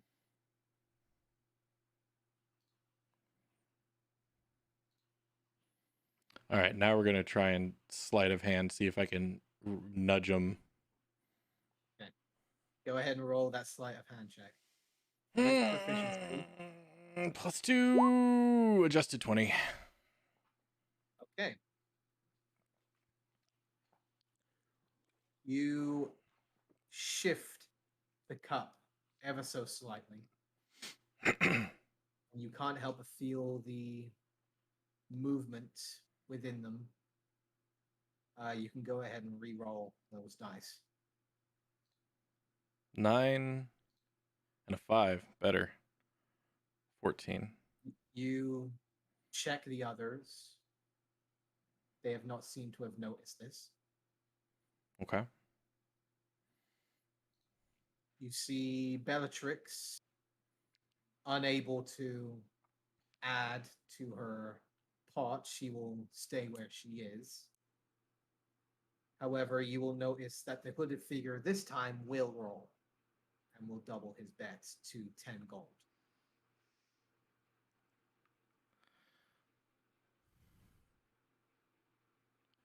Oh man, this is gonna bring me broke. All right.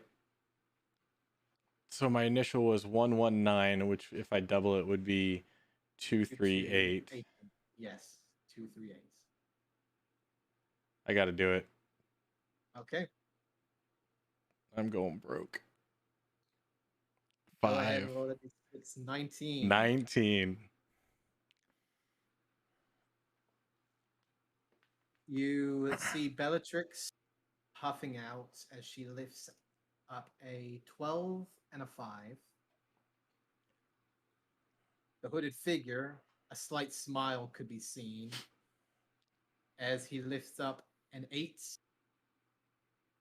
a 4, and a 6.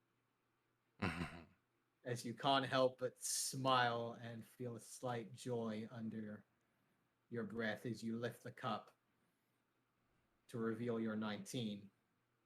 Bellatrix will let out a slight sigh. Yeah, you could see a slight hint of a smile, almost impressed with the fact that at least you're not getting the money and not the hooded figure. Right. Somebody beat this guy. However, you see the smile slowly fade from the hooded figure, the eyes locking you. You will However, see will my push piercing green eyes. the gold forwards, give a nod, and almost coyly raises his cup into the air as if to welcome another round as Bellatrix leaves the table. Oh, I apologize. It is getting late, and I have a long day ahead of me tomorrow. But perhaps another game, another day. As I He'll am new lower the here. cup. The smile still remains, but he will give a slight nod, slipping the dice and the remains of his winnings into a small pouch at his side. His hand rises. You see Mr. Gem look in the general direction, give a nod towards the hooded figure. Prepare a glass. As he rises from the table, and without another word makes his way over towards the bar. All right, how much did I win from that? You won a total of... So from that round, you won 10 gold from him. 2 gold, 1 silver, and 1 copper from Bellatrix in that round. Okay. Perfect. However, it seems that the table is now empty. I'll just slightly whistle to hum to myself as I'm walking away. Do I see the red tiefling? Are you looking up? Yeah. You notice that the red-headed human is there keeping a watchful eye, however, does seem to be looking for business. Mhm. However, the other 2 figures are not up there. Okay. Then I'll just put my money away and make my way to the room. And that's all I got. Harry, what are you doing tonight? So pretty much as soon as I would have gotten the opportunity to slip away, I would have. The goal being go back to the room, steal one additional end table, combine the two end tables side by side, and use them as a drafting table. And I would like to start working on a plan using the hopefully soon available to me blast rock to make some type of weapon. Okay. That's what my mind's been stuck on since I heard the black of blast rock and the fact that it's here and so close. My mind is reeling with ideas. So, I would like to ask you, what idea would you like to try? Question: did I see the shopkeep's weapon? You did not. The crowd was too thick, and your attention was mostly on Adwin. You did see a slight hint of the palish rock that is known as the more compound version of cannon rock for only a glimpse before Adwin and Olive made their way out.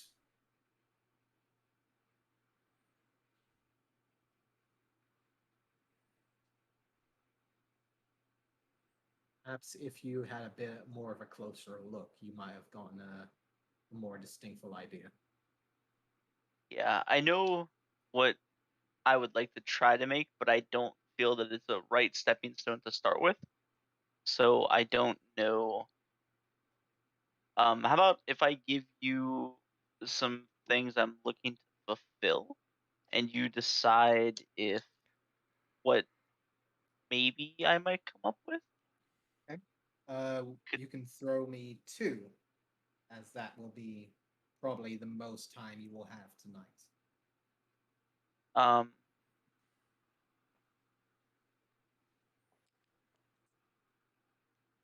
two ideas or two different Two variants? ideas. Um, so one idea would be this one's pretty straightforward. Some way to utilize blast rock in farther flying arrows or explosive arrows, but preferably distance. For the So time hypothetically, rocket being, arrows. the idea of an explosive arrow seems to be closer to home when it comes to your knowledge, and mainly due to the resources at hand, you think that that would be the easiest to accomplish. You can go ahead and roll me a intelligence check. If you are proficient in Tinkerer's tools, I will allow you to add your proficiency to that. I am. So just to make it easy on me, so I don't have to manually add it. Currently, my Just a plus two. intelligence is only a 1 plus 2, so I'm just gonna roll any stat of mine that has a plus 3, so Got it. that it just rolls. So, you know what? Here, this is an entry int check that I actually have proficiency. So, Okay.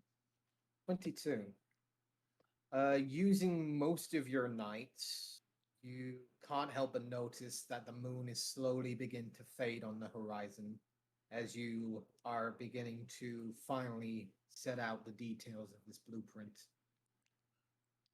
You have a feeling that the main issue is going to be the weight, especially due to the fact that you haven't had first experience with the compound itself. You're not entirely sure if contact would be anything to actually trigger it, never mind just a normal explosion, or if a fuse could actually be used with the contraption itself. You get through most of the nights with relative ease, yet the main issue of range seems to have you stumped for most of it. It is then around the last few hours of the night you have a genuine idea of how to make it work, but the main issue is proper experience with the compound itself, the weight, and how much it will resist the aerodynamics of the arrow. Okay, and that burns my entire night on one idea. That will spend your night with the first idea. Should you decide to try and go for a second one, you might be bordering exhaustion.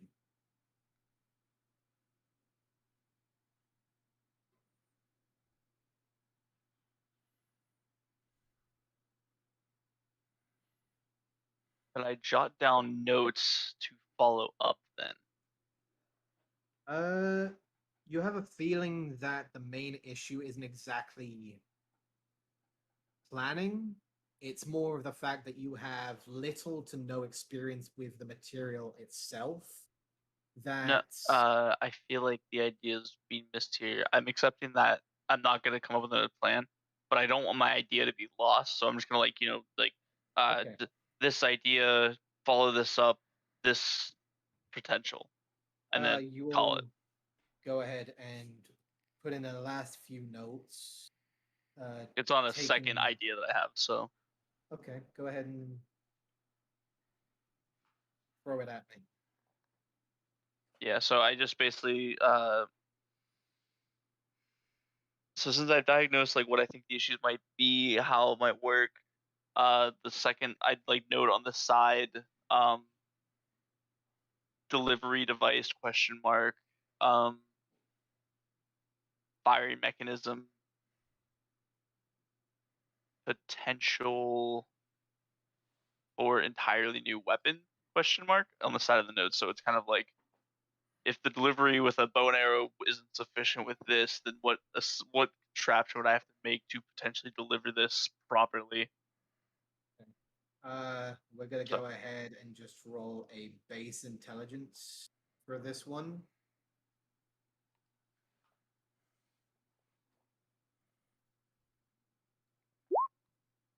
Wow. Okay, that's kind of what you needed.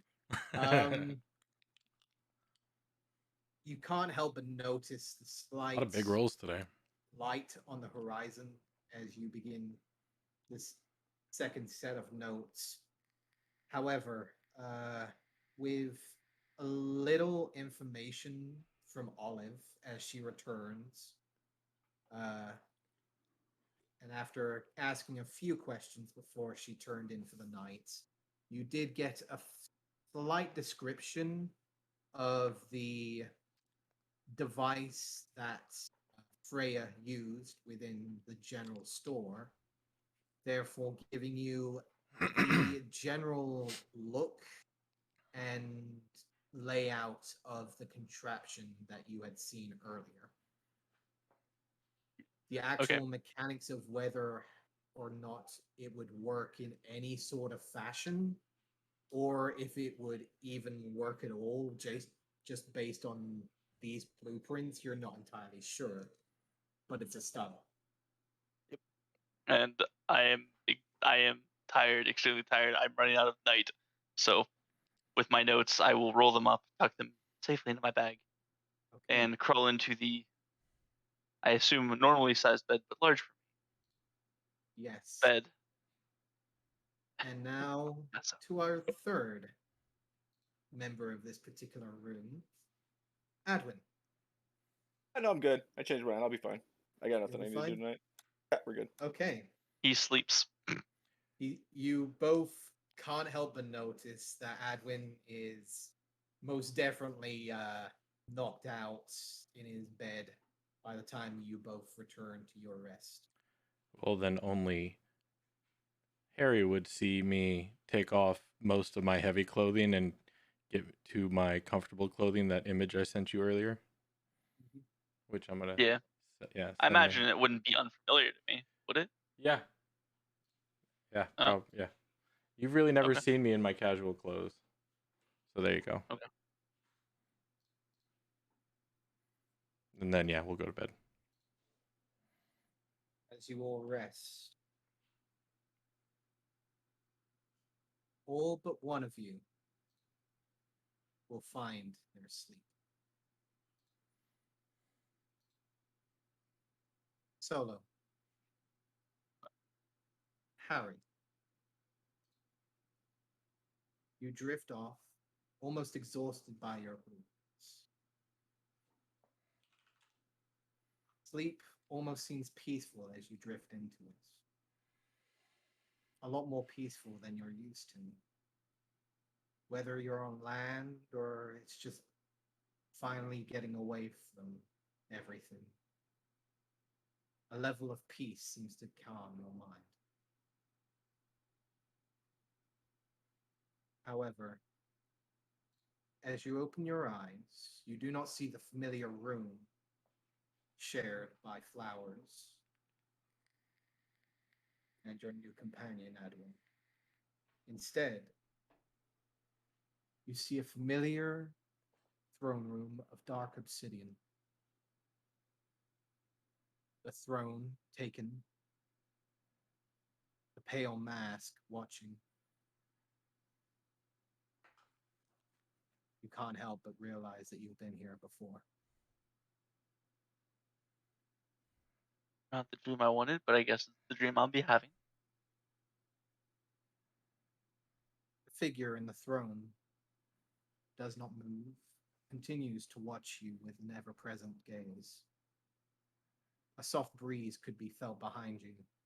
As you look back, the doors to the great throne room could be seen open wide, the passageway opening up to a vast expanse of dark mountains and spires.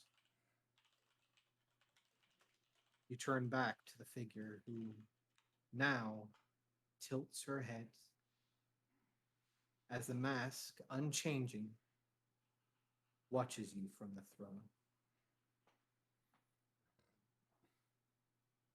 Turning over a new leaf and starting anew. These are great gifts for those unworthy of such. You have found yourself with new companions, no longer mothered and fathered by dwarves of an unnatured burden, now free to bound and wish as you so please. I do hope that you have not forgotten our deal. How could I?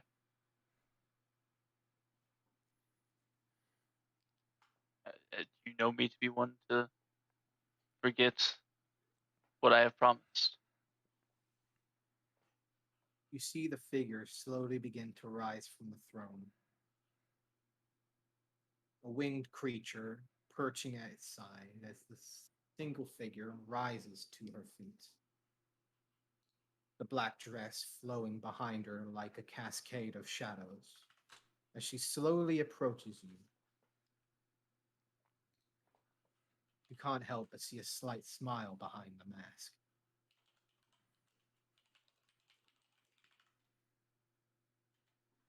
There are those who seek peace and comfort like you are right now. The suffering of them is paramount to their own benefactors. We shall find them and put them to rest. That will be your purpose, Harrington. You can't help but blink for a moment in your dream as the figure fades, yet the hands reach over your shoulders, the fingers digging in. Yet there is no pain, just the feeling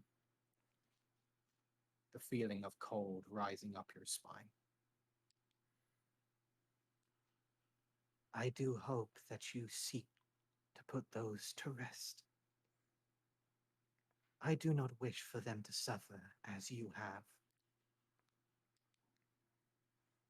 Be free and put them to rest.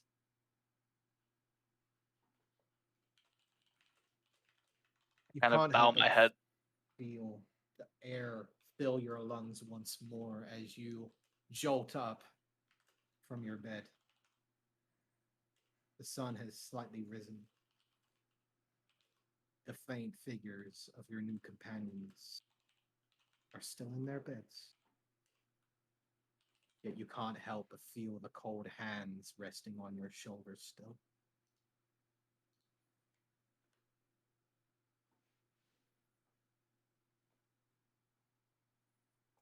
I'm gonna kind of like pull the blanket up tighter and like kind of not flop down, but just kind of like lay down with, I guess, the flop. I guess it's just not loud, just enough to I just kind of like lay down without supporting myself.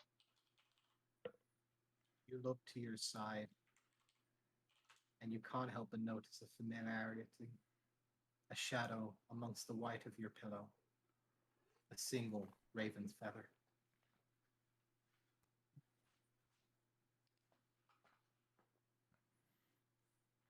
Is my bag within reach of me?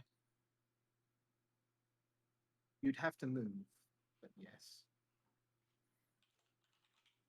Is it like beside the bed? You'd have to reach down. I'm just gonna kind of like, if I know the bag's there, just gonna like take the feather and just kind of like tuck it into like side pouch or something of it. As the feather reaches into your bag, you can't help but feel the cold release from your shoulders. The room returns to almost a warmth. The cold fades.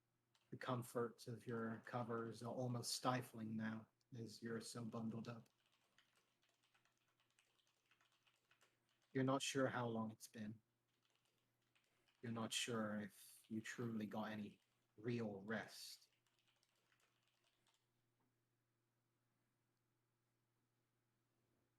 But there is a distinctful silence in the air.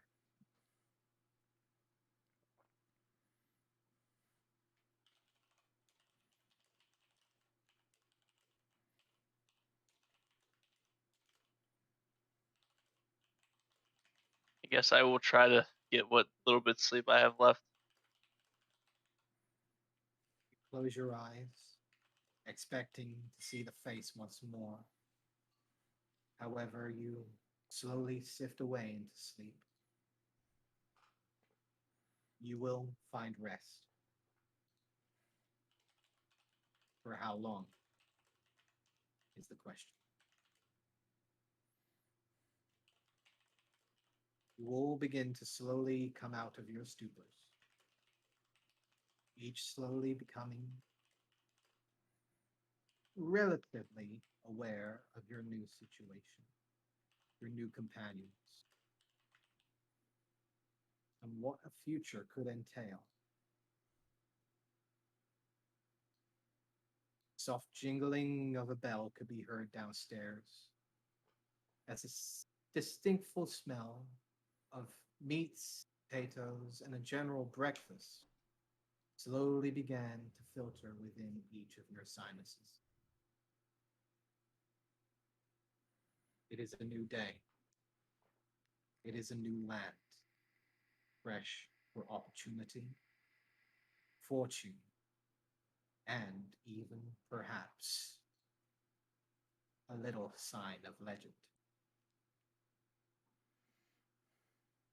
And that is where we will end our first session for the night.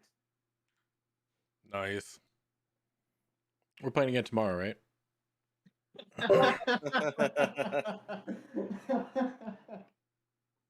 Oh. Well, sadly, no combats, even though someone certainly got hurt. A slight little bit of introduction, but usually that's how things go in the first session. Right. First sessions Uh, suck. Well, They that's have to why I happen. made sure you had to have something. You are level 3 afterward. Mm-hmm. I apologize if I didn't get through too much tonight. But introductions had to be made, characters had to be introduced and placed. But a job has been made. A quest has been given. Mr. East left to unfold. No, it's all good. I got 10 gold. I'm gonna retire. I'm rich. Rich in this Hard to economy, spend who gold knows? in this town. I gotta make Guess- sure my buddy's safe. Guessing you're gonna have to unretire after a day or two. Oh wait, how much does beer cost? Shit. Hold on. Okay, Wait up, Tom I'll be right Brady. back. Mr. Tom Brady.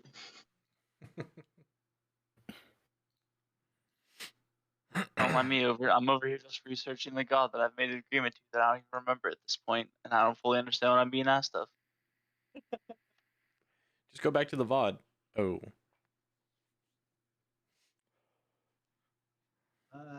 Yeah. No, I'm Welcome to the frontier. You've been introduced to Benin, to Freya and Mr. Gem.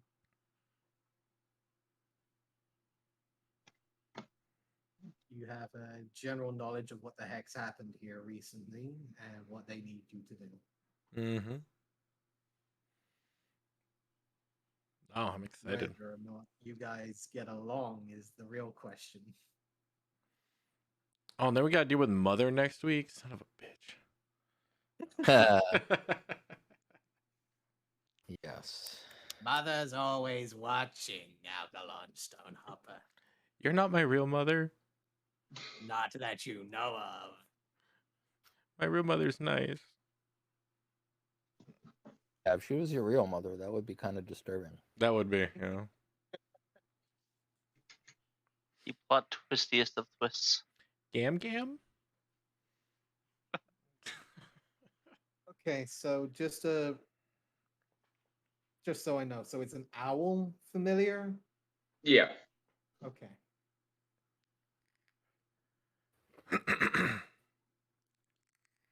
All right. Well, thank you for playing. It was short and it was delightful all the same. I think I'm going to enjoy seeing how this goes. Oh, thanks for doing this. I'm super excited.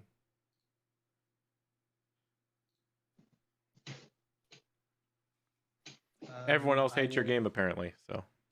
Oh shit! I'm still researching. I'm just reading paragraphs here, trying to figure out what the fuck is going on. But the problem is, I feel like this is very home. Like he made it himself because everything I'm finding doesn't see about an agreement with this. So I feel like The deity? The deity? Out of character, above board, it sounds like I'm a fucking hitman matron at of this point. matron of crows. I know who it is. It's the Raven. Raven Queen, that's it. Yeah. I feel like I just got told to assassinate people, but I have no idea who to assassinate. And like I don't understand. I've never messed with religions in D&D. That's like one thing I've never touched. So Oh, you have chosen the worst GM for that. the best case scenario is like my first character for some reason got chosen as like the god of nature, like the deity of nature's champion, which is really odd considering my character ate nothing but bacon.